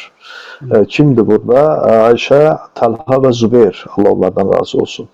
Bunlar Məkkədən bir ordu ilə çıxırlar və İraqa tərəf gedirlər. Bəsrəyə yaxınlaşırlar. Çünki Bəsrədə tərəfdarları onlara tərəfdar duracaq olan insanların olduğuna inanırlar. Digər tərəfdən bu hadisələr cərəyan edərkən Əli ibn Əbu Talib, baxın, Əli ibn Əbu Talib artıq ordu hazırlayır. Yenicə hakimiyyətə gəlib, ordu hazırlayır. Səfərin hədəfi haradır? Səfərin hədəfi Şamdır. Muaviyyənin üzərinə gedir. Çünki Muaviyyənin yerinə, bax, hakimiyyətə gələn kimi ilk işi Muaviyyənin yerinə bir adam təyin eləmək olur. Ki, Muaviyyə vəzifədən çıxarılsın, onun yerinə başqası təyin olunsun. Niyə görə bu olur? Çünki Numan ibn Bəşir Osman ibn Əffanın qanlı köynəyini və onun xanımı Nailənin kəsilmiş parmaqlarını özü ilə götürür və Şama gedir, Muaviyyəyə verir. Deyir ki, Osman bu cür məzlum vəziyyətdə qətl olunub deyir və Muaviyyə də bu qanlı köynəklə barmaqları məsciddə nümayiş elətdirir və insanlar bunu görüb çox ağır bir kədərə qərq olurlar. Yəni xəlifənin bu şəkildə, üstəlik tərbiyəsizcə, bilirsiniz, çox ədəbsiz, tərbiyəsiz, hörmətsiz bir şəkildə Osmanı qətl edirlər bunlar. Təsəvvür edin ki, Osman ibn Əffanı Quran oxuduğu yerdə qətl edirlər, yəni Quran Musaf önündəykən başından vururlar və yaşlı 80 yaşında, artıq ahıl yaşlarında bir kişi də Osman yaşlı bir adam idi. Başından vururlar və Quran-ı Kərimin üzərinə düşür. O başı, qanı Quran-ı Kərimin üstünə axır.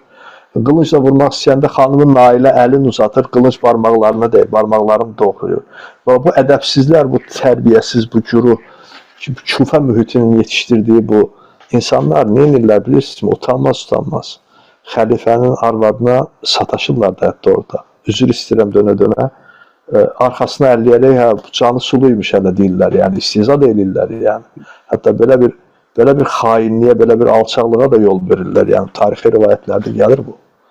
Və bu insanlar təsəvvür edin ki, bir müddət sonra maraqlı məqam da var ki, müəllim, bunları bizə kimi tanıdırlar, yəni səhabə kimi tanıdırlar, bəzi o güruh. Çox təəssüflər olsun. Bilirsiniz, bəli, çox belə deyə, o necə deyərlər, birini qoyub birini danışmağa keçməsin. Bəziləri mövzular nə tarixşünaslığından, nə mənbəşünaslığından xəbəri olmayan şəxs çıxıb deyir ki, Muaviyyə hakimiyyəti öz oğlunu ötürməklə ümməti şiə və sünni olaraq iki yerə böldü. Muaviyyənin dövründə bölünməyib bu. Əbu Bəkirin verdiyi qərar nəticəsində 6 ay gec biət elədiyi üçün olub bu. Əgər məntiq budursa, demək ki, Əbu Bəkirin qərarı nəticəsində meydana çıxıb da bu. Əslində Muaviyyə ilə başlayıb Əbu Bəkirə qədər aparılan bir Təbii ki, Muaviyyə səhabəyə açılan bir qapıdır. Muaviyyə səhabəyə açılan bir qapıdır. Bu hər zaman belə olub, yəni. Muaviyyə haqqında irəli geri, nalayiq ifadələri işlətməyə başladılarmı, bu bütün səhabələrə əhatə eləyər.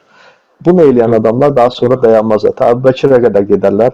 Hətta bəlkə Peyğəmbərə də dil uzatarlar. Yəni, əsas fundamenti Muaviyyə ilə qurub, sonra Həzrət Osmanın adil olmadığını iddia edirlər və bu hadisələrlə halbuki biz Osman nə istəyibsə eləyib, yəni nə istəyir? Səid ibn Ası vəzifəsindən azad eləyib. Vəlid ibn Uqbəyə iftira atıblar ki, bu adam evində şərab içir, vəzifəsindən çıxarıb hədd uyğulayıb, ona dəyənək vurdurub. Halbuki yazıq şərab filan içdiyi də yox imiş. Yəni evinə təsəvvür edin, o da tərbiyəsizdirlər ki, valinin evinə gözətçi qoyurlarmış, gizlindən ki, güd görüm evində nə edir? Yəni Küfəlilər ki, xəbər ötürmək nə var, niyə görə, səbəb də nədir? Küfədə mübahisə düşür, 3 nəfər, bir nəfəri vurub öldürürlər. Said ibn Rəssə məktub yazır xəlifə Osmana. Deyir ki, burada belə bir hadisə baş verib. Deyir ki, Quran-ı Kərimdə hökmünə görə hökm ver. Hökm də odur ki, qəsdən adam öldürən edam olunmalıdır. Götürür o da qatili edam edir üçündür. Və ondan sonra Küfədə bu adamların qohumları xəlifə Osman və onun təyin elədiyi valilərə qarşı düşman olurlar. Səbəb budur. Başqa bir səbəb yoxdur. O fitnəkarlar da, Abdullah ibn Səbə, ondan sonra Malik ələklər də bundan çox məharətlə istifadə edirlər. Bu hadisələrin şişirdilməsində, böyüdülməsində və nəhayət Osmanlı əleyhinə çöndərilməsində. Yaxşı, madəm Osman bu qədər günahkar isə, niyə görə daha sonra belə çıxır ki, onda Ayşə radiyallahu anha da ədalətsizlikdə Osmanın qanunu tələb edirdi gəlib Bəsrədə. Bunu demək istəyirlər. Hətta 4-5 ay gözləyirlər onlar Bəsrədə. 4-5 ay gözləyirlər. Hətta özləri öz imkanları ilə həmin üsyançılara qarşı, üsyançılara, qatillərə qarşı müqavimət göstərib onları zərərsizləşdirməyə çalışırlar. Yəni bu qədər vaxt da verilir. Amma məsəl üçün Əli ibn Əbi Talib, Allah ondan razı olsun, yəni heç bir yəni necə deyərlər, qarşılıq görmürlər. Yəni bu tədbir gördüyünü görmürlər və bundan sonra artıq biz Bəli. Cəməl və Sifin məsələsinə toxunacağıq. Bu məsələlər Bəli, bu Cəməl hadisəsi haqqında biz əslində orada qalmışdıq, biraz mövzudan yayındıq. Qayıdacaq olarsa oraya, elə deyə bilərik ki, Məkkədən Cəməl ordusu Məkkədən çıxır, Bəsrəyə gəlir. Bəsrədə Osman ibn Huneyf idi vali. Şəhərə buraxmaq istəmir bunlar. Niyə gəlmisiniz deyə xəbər göndərir. Onlar gəliş niyyətlərini açıqlayırlar. Deyirlər ki, məsələ budur. Möminlərin əmiri olan Osman haqsız yerə öldürülüb və qatillərindən qisas almaq lazımdır. Qatilləri cəzalandırılmalıdır. Bu vaxt Əli ibn Əbu Talib haradaydı?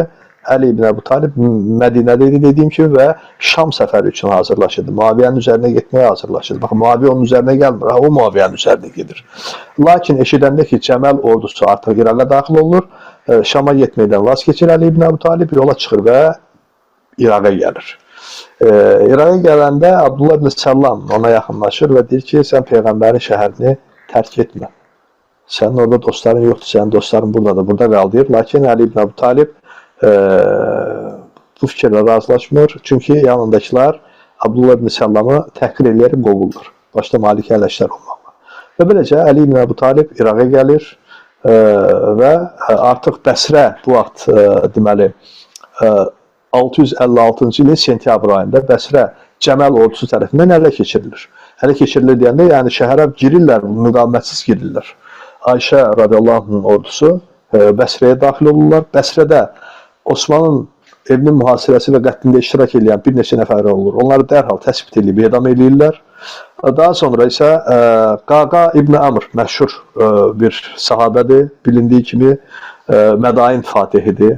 Qaqanı tanımayan yoxdur İslam tarixində maraqlananlar da. O çox çalışır ki, sülh olsun. Əli ibn Əbu Talibin də yanına gedir, Təlha ibn Zübeyrin də yanına gedir. Onlarla danışır. Bu məsələləri sülhlə yoluna qoymaq istəyir və onların tələblərini gətirir, Əli ibn Əbu Talibə çatdırır. Tələb də bundan ibarət idi.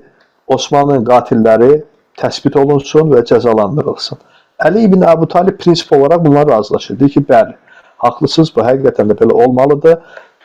Söhbətlər bu şəkildə cəryan edəndə Malik ibn Haris əl-Əştər nə deyir bilirsinizmi? Gizli bir toplantı geçirirlər. Abdullah ibn Səba da daxil olmaqla və bunun yaxın silahdaşları. Deyirlər ki, əgər iş belə getsə, Əli ibn Əbu Talib həqiqətən bizi cəzalandıracaq. Bəlkə Osmanlı öhdəsindən gəldiyimiz kimi Əlinin də öhdəsindən gələk. Təklifi bu olur. Və Abdullah ibn Səba deyir ki, yox, hələ ki bunun üçün tezdir. Əliyə sadiq olan adamlar çoxdur ətrafında. Bəs neyiniyək? Mütləq bir müharibə olmalıdır. Müharibə olmasa, yəni bu iki tərəfdir barışsa, bunlar tələb nədir o bir tərəfin tələbi? Osmanlı qatilləri müəyyən olunsun, cəzalandırılsın. Əli də prinsip etibarilə bunu rədd etmir. Eləmirəm demirdir, eləyəcəm deyir. Sadəcə olaraq biraz vaxt istəyir. Elə isə deyir, bu vaxt da deyir, buna verilsə, nə baş verəcək? Mütləq deyir, növbə bizə gəlib çatacaq. Deməli, nə eləmək lazımdır? Aranı qızışdırmaq lazımdır ki, bu iki ordu vuruşsun. Və bunu belə də eləyirlər. Həqiqətən də bu müharibənin başlamasına nail ola bilirlər yəni bunlar. Və 656-cı ilin noyabr ayında tərəflər arasında Cəməl döyüşü baş verir. Və bu döyüşdə Məkkədən gələn ordu, Cəməl ordusu məğlub olur. Zübeyir və Təlha da bu döyüşdə öldürülürlər. Və beləcə Bəsrə yenidən Əli ibn Əbu Talibin adamlarının əlinə keçir və bu tarixdən sonra artıq Əli ibn Əbu Talib Küfəyə girmək istəyir. Çox maraqlıdır ki, Əli ibn Əbu Talibin Küfəyə girişi, yəni Küfəni ələ keçirməsi də elə asan baş vermir. Çünki burada Əbu Musa əl-Əş'ari validir, Osmanın valisidir və o da onu tələb edir. Deyir ki, bax, yeni xəlifəsən, biz səni yeni xəlifə olaraq qəbul edirik. Lakin səndən əvvəlki möminlərin əmiri qətlə yetirilib. Bunun qatilləri cəzalandırılmalıdır, müəyyən olmalı və cəzalandırılmalıdır deyir və bu şəkildə Əli ibn Əbu Talibə xəbər göndərir və burada tarixi rəvayətlərdə maraqlı bir ifadə var. Əli ibn Əbu Talib Əbu Musa əl-Əş'arinin yanına oğlu Həsəni bir də Əmmar ibn Yasiri göndərir. Və Əmmara nə deyir bilirsinizmi? Get, indi o fəsada uğratdıqlarını düz yola gətir. Küfərlər haqqında deyir bunu. Yəni Əmmar İbn Yasirə deyir ki, o küfərləri sən fəsada uğratmısan. Gidindir onları yola gətir deyir və Əmmar İbn Yasir də Həsənlə birlikdə, Həsən İbn Əli ilə birlikdə gəlir Əbu Musa Əl-Əşari ilə uzun bir söhbətləri olur. Əbu Musa Əl-Əşari Əmmar İbn Yasirə deyir ki, yoxsa sən də Osmanlı qatilləri arasındasan. Deyir ki, xeyr, deyiləm. Amma bu iş deyir, mənim heç vecimə də deyil. Əmmar İbn Yasir 90 yaşında yaşlı bir adam idi, belə bir cavab verir. Və Əbu Musa Əl-Əşarinin bu işdə israr etdiyini, yəni təkid etdiyini görürlər ki, Osmanın qatilləri müəyyən olunmalı və cəzalandırılmalıdır deyə. Və bu vaxt Malik Əl-Əştər gəlir Küfəyə və Əbu Musa Əl-Əşariyə deyir ki, sən artıq vəzifədə deyilsən, qovulmusan, bir gün də belə bir şəhərdə qala bilməsən deyir. Hətta deyir ki, mən əşyalarımı toplayayım, yəni bu əmlakim falan var burada, ailəm var deyir. Ona belə imkan vermirlər, yəni. Əbu Musa Əl-Əşarini Küfədən qovurlar və bu 656-cı ilin dekabr ayında beləcə Küfə, Əli ibn Əbu Talib Küfəyə yerləşir, belə deyək. Və bundan sonraki tarixdə də artıq əsas hədəfi olan Şam səfərinə hazırlaşmağa başlayır. Muaviyyənin üzərinə getməyə hazırlaşır. Əli ibn Əbu Talib əlbəttə ki, onun hər şeydən əvvəl hədəfi, məqsədi Muaviyyə idi. Niyə görə? Çünki Muaviyyənin ətrafında böyük bir güc var idi. Hərbi güc var idi, maliyyə gücü var idi, tərəfdar kütləsi var idi və Əli ibn Əbu Talib Muaviyyəni, belə deyək, bu müxalifətini deyək, şərti olaraq müxalifətini deyək, səbəbli, keçərli səbəbdən ötürü etdiyi müxalifəti yatırmaq istəyirdi və buna görə də bu işi əvvəla sülh yolu ilə görmək istədi. Bir neçə, 3 məktub yazıldığı deyilir, beyətə dəvət edir onu, lakin Muaviyyə məktubların heç birinə cavab vermir. Daha sonra isə öz elçisini, səfirini göndərir Muaviyyənin yanına. Cündəb idi, xatırlamıramsa səfirin adı və Cündəb Muaviyyənin huzurunda Muaviyyəyə Əli ibn Əbu Talibin məktubunu oxurkən Muaviyyə sanki heç bir şey eşitmirmiş kimi, yəni bu deyilənləri eşitmirmiş kimi Osmanın qətlini vəsf edən şeir oxuyur, dayanmadan şeir oxuyur və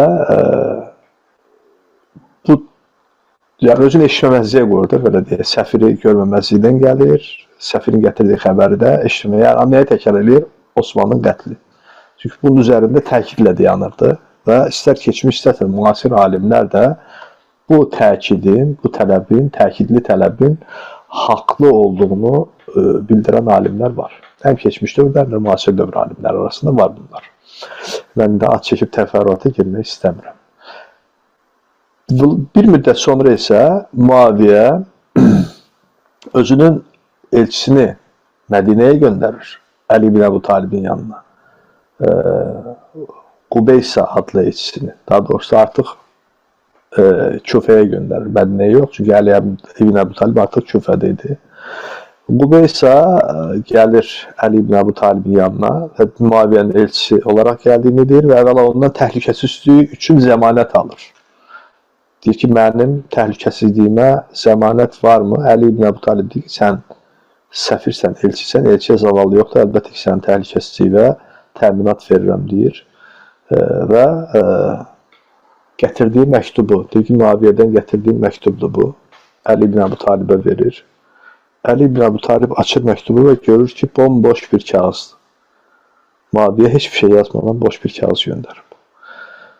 Məktubu deyir, gördük. Şamdan nə xəbər gətirmişsən deyəndə, Qubeysə deyir ki, Şamdan mən 70.000 adamın xəbərini gətirmişəm, hansı ki o adamlar Osman üçün göz yaşı töküb onun qisasını tələb edirlər. Bu adamların hamısı da silahlıdırlar və döyüşməyə də hazırdırlar, deyir. Yəni bu artıq bu işin döyüşsüz, müharibəsiz bitməyəcəyinin siqnalı idi. Əli ibn Əbu Talib onun təhlükəsizliyinə zəmanət verdiyi üçün sağ-salamat geri göndərir, lakin Əlinin yanından çıxandan sonra o Malik ibn Əştər və ətrafındakılar onun kim olduğunu biləndə bu ağır bir şəkildə təhqir edirlər bu adamı. Köpəyin elçisi köpək deyə ona hücum edirlər və döyürlər. Ancaq Əli ibn Əbu Talibin tələbinə buna son qoyurlar. Yəni əllər alırlar, öldürülməsinə imkan vermirlər və geri göndərirlər. Bu hadisədən sonra artıq tam aydın olmuşdu ki, bu iş müharibəsiz mümkün olmayacaq. Yəni Muaviyə könüllü bir şəkildə Əli ibn Əbu Talibə biət etməyəcək və öz tələblərindən də vaz keçməyəcək. Və buna görə də Əli ibn Əbu Talib böyük bir ordu hazırladı. Təqribən 120 minlik bir ordu hazırlayır Şam səfəri üçün. Muaviyyənin üzərinə yeriyir bu 120 minlik orduyla. Muaviyyə də bütün qüvvələrini səfərbər edir. 60 minlik bir ordu toplayır. Aradakı fərqi yəqin ki görürsünüz. 2 qat artırdı xəlifənin ordusu. Bu iki ordu 657-ci ilin yayında, iyun aylarında Sıffeyn adlanan yerdə, Şam ərazisində, Suriya ərazisində Sıffeyn adlanan yerdə üz-üzə gəlirlər. Və burada 110 gün davam edən Sıffeyn döyüşü baş verir. Sıffeyn döyüşü biz adətən İslam tarixində belə vərdiş olmuşuq ki, ən çətin döyüşlər belə bir neçə gün davam edir və ya da bir gün davam edir, bir neçə gün davam edir.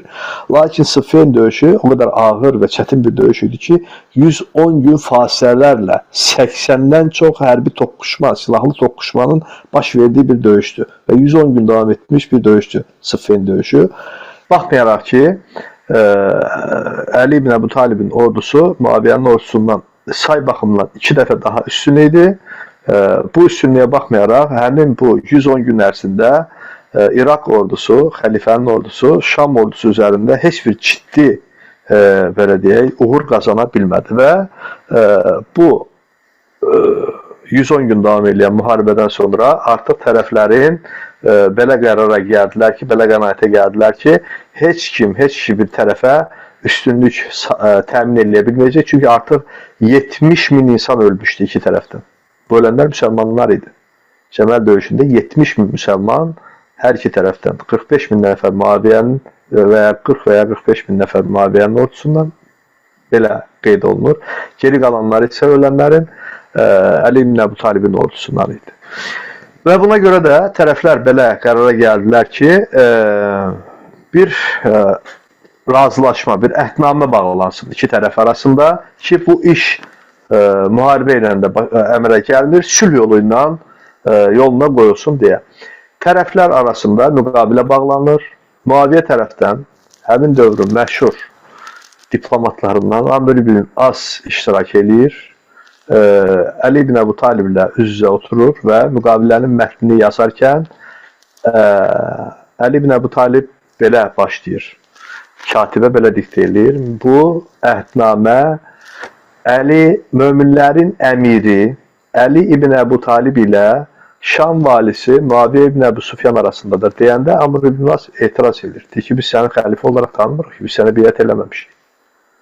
Ona görə də sən bu müqabilədə siz sadəcə öz adınız və atınızın adı ilə çıxış elə bilərsiniz hər iki tərəf.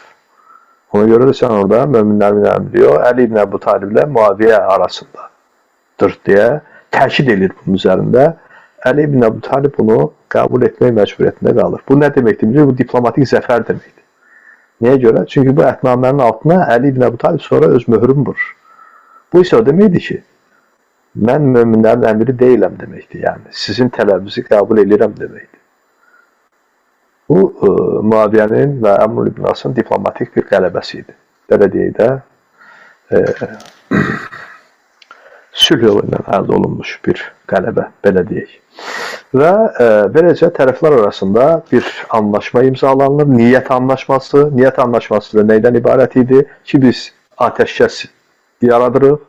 Yəni, bu əhdnamənin, bu müqabilənin mahiyyəti, məqsudundan ibarət idi ki, Əli ibn Əbu Talib ilə Muaviyyə ibn Əbu Sufyanın tərəfdarları arasında müharibə dayandırılır, döyüş dayandırılır, ordular geri çəkilir, yəni cəbhə xəttindən belə deyək, geri çəkilir, hər gəldiyi yeri geri qayıdır və bir gələcək üçün, yaxın gələcəkdə, yəni həmin ilin Ramazan ayı 600, bu da düşür 658-ci ilin mart ayına. Bu dövrə qədər, yəni önümüzdəki Ramazana qədər tərəflər öz nümayəndələrini göndərirlər, bu nümayəndələr otururlar, danışırlar və razılaşma mətnini hazırlayırlar. deyə belə bir niyyət anlaşması imzalayırlar və hər öz tərəfinə çəkilir. Yəni Əli ibn Əbu Talib İraqa gedir, Muaviyə də Şamda qalır o vali olduğu yerdə və tərəflər arasında ki bu hadisə hakimlər hadisəsi adlanır. Hansı ki Əzruh adlanan yerdə iki hakim Muaviyə tərəfdən Amr ibn As, Əli ibn Əbu Talib tərəfindən isə Əbu Musa Əl-Əş'ari iştirak edəcəkdi. Əslində Əli ibn Əbu Talib əmisi oğlu Abdullah ibn Abbası istəyirdi. Lakin ətrafındakılar təkid edirlər ki, yox, Əbu Musa Əl-Əş'ari olsun və onların bu təkidi ilə, tələbi ilə razılaşmalı oldu və tərəflər arasında oturdular, söhbət elədilər. Hər iki tərəfin tam səlahiyyətli vəkili, özləri üçün də təhlükəsizlik təminatı alınmışdı ki, veriləcək qərardan asılı olmayaraq nə özlərinə nə də ailə üzvlərinə hər hansı bir xətər toxunmayacaq və söhbət əsnasında yenə də bacarıqlı diplomat olan Amr ibn Las Əbu Musa Əl-Əş'ari dilə tutdu və dedi ki, sən mənimlə yəqin ki, razılaşarsan ki, bax, bu qədər müsəlmanın ölməsinin iki əsas səbəbkarı var. Bunların biri Əli, digəri də Muaviyyədir. O da dedi ki, bəli, razıyam, haqlısan. Və sən dedi, yenə mənimlə razılaşarsan ki, bunun da səbəbi Osmanın qətlidir və Osman məzlum olaraq öldürülür, elədirmi? Əbu Musa da dedi ki, bəli, elədir, haqlısan. Dedi, Əli isə bunun bir çıxış yolu var. Bu adamların hər ikisini tutduqları vəzifədən uzaqlaşdırmaq. Biz onsuz da səlahiyyətli vəkilik. Sən öz vəkilliyini elədin, adamı vəzifədən azad edilirsən. Mən də öz vəkilliyini elədiyim adamı, yəni Muaviyyəni vəzifədən azad edirik. Sonra bir şura toplanır. Müsəlmanlar bu şurada özlərinə yeni bir başçı seçirlər. Osmanlı qatilləri cəzalandırılır. Biz beləcə məsələ də, belə deyək də, yekunlaşmış olur. Və razılaşırlar, deyirlər ki, eləsə çıxaq, bizi gözləyən adamlara bu qərarı elan eləyək deyəndə Amr ibn As deyir ki, sən məndən yaşda böyük olduğu üçün buyur, birinci sən çıxış elə və təqribən bu Əzruhda 800 adam bunları dinləyir. Və burada Əbu Musa Əl-Əş'ari çıxış edir, giriş edir, belə deyək də, məqsədini və ramını anlatır danışıqların və nəhayətdir ki, mənim vəkili olduğum Əli ibn Əbu Talibi bu üzüyü barmağımdan çıxardığım kimi onu xəlifəlik məqamından uzaqlaşdırıram deyir və üzüyü barmağımdan çıxarır və deyir ki, bu üzüyü necə çıxarıramsa onu da xəlifəlikdən çıxardım, azad elədim. Arxasınca Amr ibn As çıxış edir, deyir ki, mən isə vəkili olduğum Muaviyə ibn Əbu Sufyanı olduğu kimi Şam vilayətini, valiliyi vəzifəsində saxlayıram deyir və bununla da hakimlər hadisəsi böyük bir fiyaskoya uğrayır. Əslində hakimlər hadisəsindən əvvəl, yəni o niyyət anlaşması ki dedi ya, imzalandı, onda artıq Əli ibn Əbu Talibin ordusunda faktiki olaraq parçalanma baş vermişdi. Təqribən 12.000 nəfərlik bir qrup bu qərardan narazı qalmışdı ki, biz belə bir qərarı qəbul edə bilmirik və bunlar ayrılıb getmişdilər. Yəni xəlifəyə artıq itaət etmirdilər. Bunlar xəvarici idilər. Xaricilərin ilk toxumları idi, belə deyək. Harura adlı yerdə də mövqe tutduqları üçün Harurilər, Haruriyyə firqəsi kimi də tanınmışdılar. Düzdür, daha sonra bunlar müxtəlif dilə tutmalarla, belə deyək, sözlərlə, vədlərlə parçalandılar. Öz aralarında çox az bir 3000 nəfəri qaldı. Geri qalan yenidən geri qayıtdı Əli ibn Əbu Talibin yanına. Amma istənilən halda artıq Əli ibn Əbu Talibin ordusunda bir parçalanma baş vermişdi. Hakimlər hadisəsindən sonra isə bu parçalanma daha da dərinləşdi və iş onunla nəticələndi ki, Əli ibn Əbu Talib özünün vaxtı ilə ona itaət, necə deyərlər, hakimiyyətə gətirmiş, ona arxada ayaq durmuş adamlarla bunun təfərrüatı çox uzun olduğu üçün əlbəttə ki, biz bunu xavaric necə meydana gəldi, niyə görə, hansı səbəblərdən Əli ibn Əbu Talib bunlara əvvəlcə toxunmadı, lakin sonra bunları azğınlıq eləməyə başlayanda, hətta hamilə qadınları belə öldürməyə başlayanda, müsəlmanların yaşayış məntəqələrini hücum eləməyə başlayanda Əli ibn Əbu Talib də bunlarla vuruşdu və bu iki döyüş Nəhrivan və Nuxeylə döyüşləri adlanır. 3000-ə yaxın xavaric Nəhrivan və Nuxeylə döyüşlərində Əli ibn Əbu Talibin ordusu tərəfindən qətli yetirilmişdi, öldürülmüşdü. Bunlar küfərlər idi. Faktiki olaraq bu iki döyüşdə küfərlər bir-birlərini öldürmüşdülər. Yəni Əli ibn Əbu Talibin ordusu iki yerə bölünür, belə deyək, xəlifənin ordusu. Bir hissəsi xavaric, bir hissəsi isə Şiatul Əli, yəni Əlinin tərəfdarları və bunlar öz aralarında vuruşurlar və xavaric burada demək olar ki, tamamilə məhv edilir, öldürülür. Bu vaxt, yəni artıq 658-59-cu illərdə Muaviyə ibn Əbi Süfyan öz adamlarını, ordusunu, komandanlarını İraq və Hicazın şəhərlərini ələ keçirmək üçün göndərir. Bir sıra yerlər ələ keçirilir. Məsələn, Ramadi şəhəri, Hit şəhəri, Ənbar vilayəti Muaviyyənin ordusu tərəfindən ələ keçirilir. Daha doğrusu İraqlılar vuruşmadan təslim edirlər. Sonra Əli ibn Əbu Talib özü gedib bu şəhərləri yenidən geri almalı olur.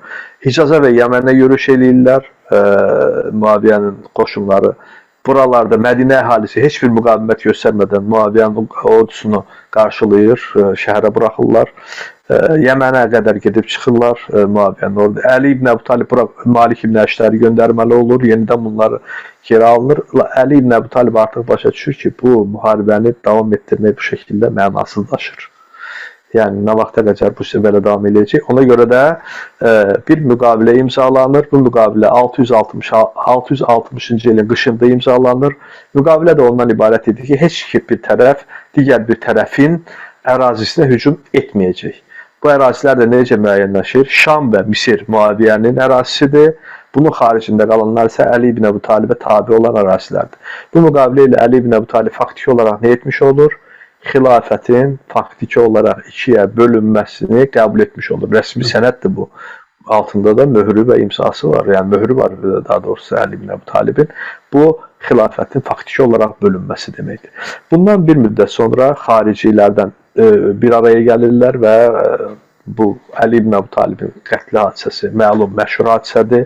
Bunlar Nəhrivanda və Nuxeylədə öldürülən öz dostlarının qisasını almaq üçün suiqəst təşkil edirlər. Bu suiqəstlər də Əli ibn Əbu Talib, Amr ibn As və Əbu Süfyan, Muaviyə ibn Əbu Süfyana qarşı tərtib edilir. İbn Mülcəm adlı qatil zəhərli qılıncla Əli ibn Əbu Talibin başına bir zərbə endirir. Bir sübh vaxtı evindən çıxıb məscidə gedəndə sübhün əla qaranlığında gizləndiyi yerdən çıxaraq Əli ibn Əbu Talibə qılınc zərbəsi endirir. Zəhərli qılıncla başına. Əli ibn Əbu Talib aldığı bu qılınc yarasından şəhid olur, vəfat eləyir. Muaviyə ibn Əbu Süfyan yaralanmaqla qurtulur bu suiqəstdən. Amr ibn As isə ümumiyyətlə onun yerinə həmin gün sübh namazına başqa adam çıxdığı üçün, xəstə olduğu üçün Amr. Qatil də təbii ki, öndə kim durursa onu öldürməlidir və vurur, namaz qıldıran adamı, öndə duran adamı öldürür. Və elə zənn edir ki, Amr'da, amma Amr deyilmiş. Və beləcə Əli ibn Əbu Talib 25 yanvar 661-ci ildə 63 yaşındaykən şəhid olaraq bu dünyadan köçüb gedir. Allah ondan razı olsun, Allah ona rəhm eləsin. O zaman müəllim, bizim sadəcə toxunacağımız mövzular qaldı hal-hazırda. Həsənə beyt edilməsi məsələsi, bir də Həsən ilə Muaviyə arasında antlaşma və antlaşmanın şərtləri. Buyurun müəllim, onları da tamamlayaq. Bəli. Deməli, Əli ibn Əbu Talib hələ ağır yaralı ikən vəsiyyətini eləyir və deyir ki, əgər mən bu yaradan xilas olacaq olsam, bu adamın cəzasını özüm verəcəm deyir. Yox, əgər mən bu yaradan dünyamı dəyişərəmsə, o məni necə vurubsa, sizə misli ilə qisas eləyərək, yəni İslam hüququnun tələblərinə uyğun olaraq, onu bir qılınc zərbəsi ilə vurub öldürün. Amma ona muslə eləməyin, yəni cəsədinə işgəncə eləməyin və ondan bu hadisədən ötürü onun əqrabalarına, yəni yaxınlarına da bir zərəriniz toxunmasın, deyir Əli ibn Əbu Talib belə vəsiyyət edir. Lakin qılınc zəhərli qılınc olduğu üçün Əli ibn Əbu Talib bu yaradan yarası sağalmır və bu yara səbəbindən də dünyasını dəyişir. O yaralı ikən o yaxın adamları səndən sonra oğlun Həsənə beyət edəkmi deyə sual verirlər. Əli ibn Əbu Talib də bu fani dünyadan axirət dünyasına köçmək üzrə olan bir adam olduğu üçün bu məsələlərlə artıq çox da dünya işlərindən mən belə güman verirəm ki, məşğul olmaq istəmədiyi üçün bunu sizə nə qadağan eləmirəm, nə də əmr eləmirəm. Özünüz bilərsiniz deyir, bu sizin işinizdir. Belə ifadə edir və oradakılar da Həsənə beyət edirlər. Lakin qısa müddət ərzində Həsən radiyallahu anhu bu adamlarla bir iş görülə bilməyəcəyini anlayır və Muaviyə ilə biz bu haqda əslində bizim söhbətimiz olub, biz bu haqda Bəli, danışmışıq bəli. Muaviyə ilə insan arasındakı amma yenə də biz dinləyicilərimizə qısa məlumat verəcək olsaq, onu deyim ki, yaxın adamlara, ətrafındakı adamlar hətta Həsənin özünə belə hücum edirlər. Baldırından yaralayırlar, çadırını yağmalayırlar. Həsən artıq anlayır bu adamlarla, yəni bu Küfə mühitində yetişmiş adamlarla, bu İraqlılarla Muaviyyəyə qarşı hər hansı bir zəfərin, bir uğurun qazanmasının mümkün olmadığını anladığı üçün Muaviyyənin təklif elədiyi sülhü qəbul edir. Və Muaviyyə də ona bir özünün imzası, möhrü olan bir boş kağız göndərir ki, bura istədiyin şərtləri yaza bilərsən deyə. Və Muaviyyə də, Həsən də həmin burada bu kağıza özünün şərtlərini qeyd edir. Bu şərtlər nədən ibarət idi? Şərtlər ondan ibarət idi ki, hər şeydən əvvəl Muaviyyə hakimiyyətə gəldikdən sonra Əli ibn Əbu Talib və yaxın ətrafı haqqında bu bir məsələ var. Bunu həmin dəqiqə qeyd edeyim, sonra davam edeyim. Lənətləşmə məsələsi. Onu qeyd edeyim ki, Əhl-i Sünnənin mühüm tarixi və hədis qaynaqlarında, məsələn Təbəridə, İbn-ül Əsirdə və digərlərində bu açıq şəkildə qeyd olunur ki, lənətlənmə məsələsi, lənətləşmə məsələsini ilk əvvəl Əli ibn Əbu Talib başlatmışdı. Əli ibn Əbu Talibin namazlarda qunut tutaraq Muaviyyə, Amr ibn As və Abdurrahman ibn Xalid ibn Vəlid və digərlərinə lənət etdiyi xəbəri Muaviyyəyə çatır və Muaviyyə də bu tarixdən sonra eynən namazlarda bunu tutaraq Əli ibn Əbu Talib və ətrafındakı bir neçə şəxsə lənət oxuyur. Qarşılıqlı şəkildə, amma bu lənətləşmə heç bir şəkildə Muaviyyə tərəfindən başladılmamışdır. Təbəri başda olmaqla digər bütün qaynaqlarda bu şəkildə keçir ki, Əli ibn Əbu Talib tərəfindən başladılmışdır. Lakin Həsən, oğlu Həsən radiyallahu anh bir tələb şəklində qoyur bunu. Deyir ki, bu məsələ aradan qaldırılsın və Muaviyyə bu şərti qəbul edir. Digər şərti isə yaxınlarına, Əli ibn Əbu Talibin ətrafında olan, ona kömək edən adamlara qarşı heç bir qisas alınmayacağı və onlara qarşı hər hansı bir təzyiq göstərilməyəcəyine dair şərt irəli sürür. Muaviyyə bunu da qəbul edir və Muaviyyədən 1 milyon dirhəm nəqd və daha sonra da mərhələli şəkildə ödənmə şərti ilə 7 milyon dirhəm qarşılığında hakimiyyəti ona təhvil, yəni daha da təhvil yox, hakimiyyət iddiasından, xəlifəlikdən vaz keçəcəyini bildirir.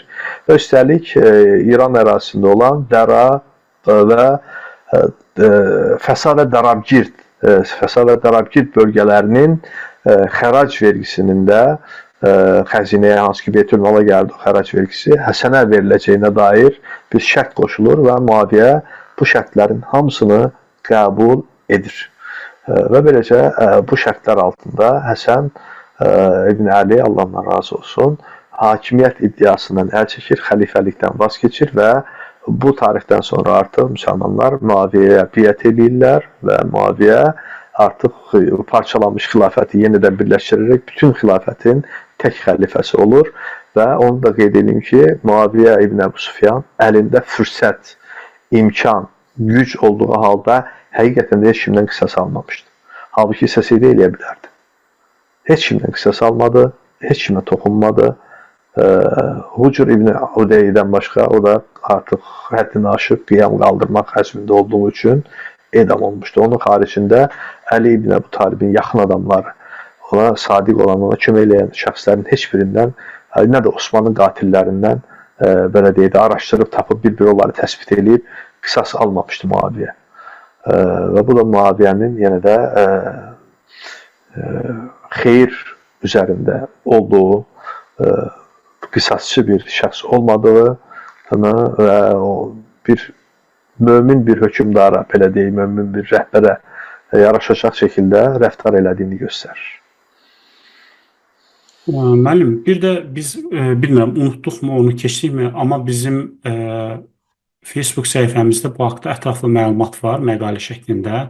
Amma istəsəniz siz də qısa şəkildə toxuna bilərsiniz tarixi mənbələrin işığında Qədir-Xum hadisəsi. Çünki bu Qədir-Xum hadisəsini çox gündəm verirlər, xüsusən də Həzrət Əlinin xəlifəlik məsələsində. Düşünürəm ki, tam da bu bölümümüzdə yerinə düşər. bu məsələyə toxunmağımız. Biraz əvvəl bu haqda danışdıq, səhv eləmirəmsə, bir-iki kəlmə dedim mən. Peyğəmbər tərəfindən, Peyğəmbərin Mədinədən Məkkəyə həcc ziyarəti üçün çıxmamışdan əvvəl 630-cu ildə Əli ibn Əbu Talibi bir qrup şəxsin rəhbəri olaraq Yəmənə göndərir. Zəkat mallarının toplanıb gətirilməsi üçün. Əli ibn Əbu Talib də Yəmənə gedir, lakin bu vaxt xəbər tutur, bilirdi onsuz əvvəlcədən ki, Peyğəmbər artıq Məkkədədir və həcc ziyarəti və o da Peyğəmbərlə birlikdə həcc edə bilmək üçün öz yerinə bir vəkil təyin edir bu qrupa və geri gəlir, Məkkəyə gəlir, çatdırır özünü vaxtında və Peyğəmbərlə birlikdə həcci başa vurur. Həcci başa vurandan sonra həcc ziyarətini o qrupun da artıq Yəməndən gəlib Məkkəyə yaxınlaşdığı xəbərini alır. Onları qarşılamağa çıxanda onların üzərində zəkat mallarından olan geyimlərin olduğunu görəndə onlara çox qəzəblənir. Deyir ki, siz icazəsiz nə ixtiyarınız var ki, dövlətin əmlakından istifadə edirsiniz, dərhal çıxarıb yerinə qoyun. Onlar dedilər ki, üstü başımız tozlu idi, biz şəhərə girərkən daha səliqəli bir geyimdə olmaq istədik. Əli bundan razılaşmıyor. Deyir, xeyr, bu sizin əmlakınız deyil, bu dövlət aid bir əmlakdır, icazəsiz bunlardan istifadə eləmək də sizin haqqınız deyil, çıxarıb yerinə qoyun deyir. Və onlar da istəmədikləri halda, məmnun olmadan da çıxarıb bunu edirlər. Lakin daha sonra bir neçə dəfə, bir çox dəfə Peyğəmbərin yanına gələrək bunu təkrarlayırlar. Əlidən narazı qaldıqlarını bizə qarşı çox sərt rəftar elədi. Bütün səfər boyu bizi incitmişdi. Hətta biri belə bir fikir də, iddia da deyir ki, orada zəkat mallarının arasında cariyələr də vardı. Onun payına düşüb düşmədiyini bilmədən o cariyə ilə də cinsi əlaqədə olmuşdu. Belə bir söz də deyirlər hətta. Və bu şikayətlər o qədər təkrarlanır ki, Əli ibn Əbu Talib haqqında Peyğəmbər də hər dəfə buna Əli ibn Əbu Talib Allah rizasından başqa bir şey üçün qəzəblənməz deyə onlara xəbərdar edir. Lakin buna baxmayaraq bu söz-söhbət kəsilmir. Nəhayət, həcc ziyarətindən geri qaydanda, Məkkədən Mədinəyə qaydanda Qadir-i Xum, yəni Xum Nohurları adlı yerdə fasilə verilir, heyvanları sulayıb namaz qılmaq üçün. Namazdan sonra Peyğəmbər sallallahu aleyhi və səlləm oradakı təqribən 300 nəfərlik bir qrupa xitab eləyərək Əli haqqındakı şikayətləri kəsilməsini istəyir və mən kimin mövlasıyamsa, yəni mən kimin dostuyamsa, Əli də onun dostudur deyib, onu əlini tutur və qaldıraraq mən kimin dostuyamsa, bu da onun dostudur deyir. Yəni ki, bu söz-söhbətə Əli haqqındakı şikayətlərə artıq son qoyun, kəsin mənasında, məalında bir çıxış edir və bu əsla və buradan hansı ağıl sahibi bir vəsiyyət varislik mənası çıxarıb, düzü anlaşılmır. Peyğəmbər bu vəsiyyət eləmək istəsəydi vəda xütbəsində təqribən bəzi rəvayətlərə görə 40, bəzi rəvayətlərə görə 40 ilə 100 min arasındakı adama xitab eləmişdi. Buradakı 100 min nəfərin arasında deyərdi ki, mən Əli ibn Əbu Talibi özümün vərəsəm olaraq təyin edirəm. O sözdən də ərəb dilində çox zəngin bir dildə ərəb dili. Məvla deməzdi, dostum deməzdi. Varisim deyərdi, yəni açıq şəkildə bunu ifadə, ima eləməz, yəni eyham vurmazdı. Birbaşa kəlmə ilə ifadə eləyərdi. Vəhiy katibləri vardı, Peyğəmbərin ətrafında nə qədər katib vardı, onlardan bir də Əli ibn Əbu Talib idi. Çağırardı yanına, deyərdi, yaz vəsiyyətimdir, səni özümdən sonra təyin eləyirəm deyə altına da möhrün qoyardı. Lakin Peyğəmbər bir kral deyildi ki, özündən sonra... Məqam odur ki, məsələn, Allah siyasi hakimiyyətin Peyğəmbərin mənsub olduğu Haşim soyundan olmasını murad eləsəydi, övladlarından 3 oğlu var idi, yəni onlardan birisi buraxardı. Bəli, 3 oğlu var idi. Burada bir məsələ də var. Yaxınlıq məsələsinə qalanda, qardaş, bu dövrdə Peyğəmbərin əmisi olan Abbas sağ idi. Bəli. Əmi-oğludan qohumluğa görə, qohumluq yaxınlığa görə daha yaxındır. Əvvəl əmi gəldi, sonra onun oğlu gəlir də, yox. Abbas sağ idi. Yox, burada Peyğəmbərə bir yaxınlıq məsələsi varsa, qohumluq, əqrabalıq baxımından Abbas sağ idi. Abbasın haqqı idi bu.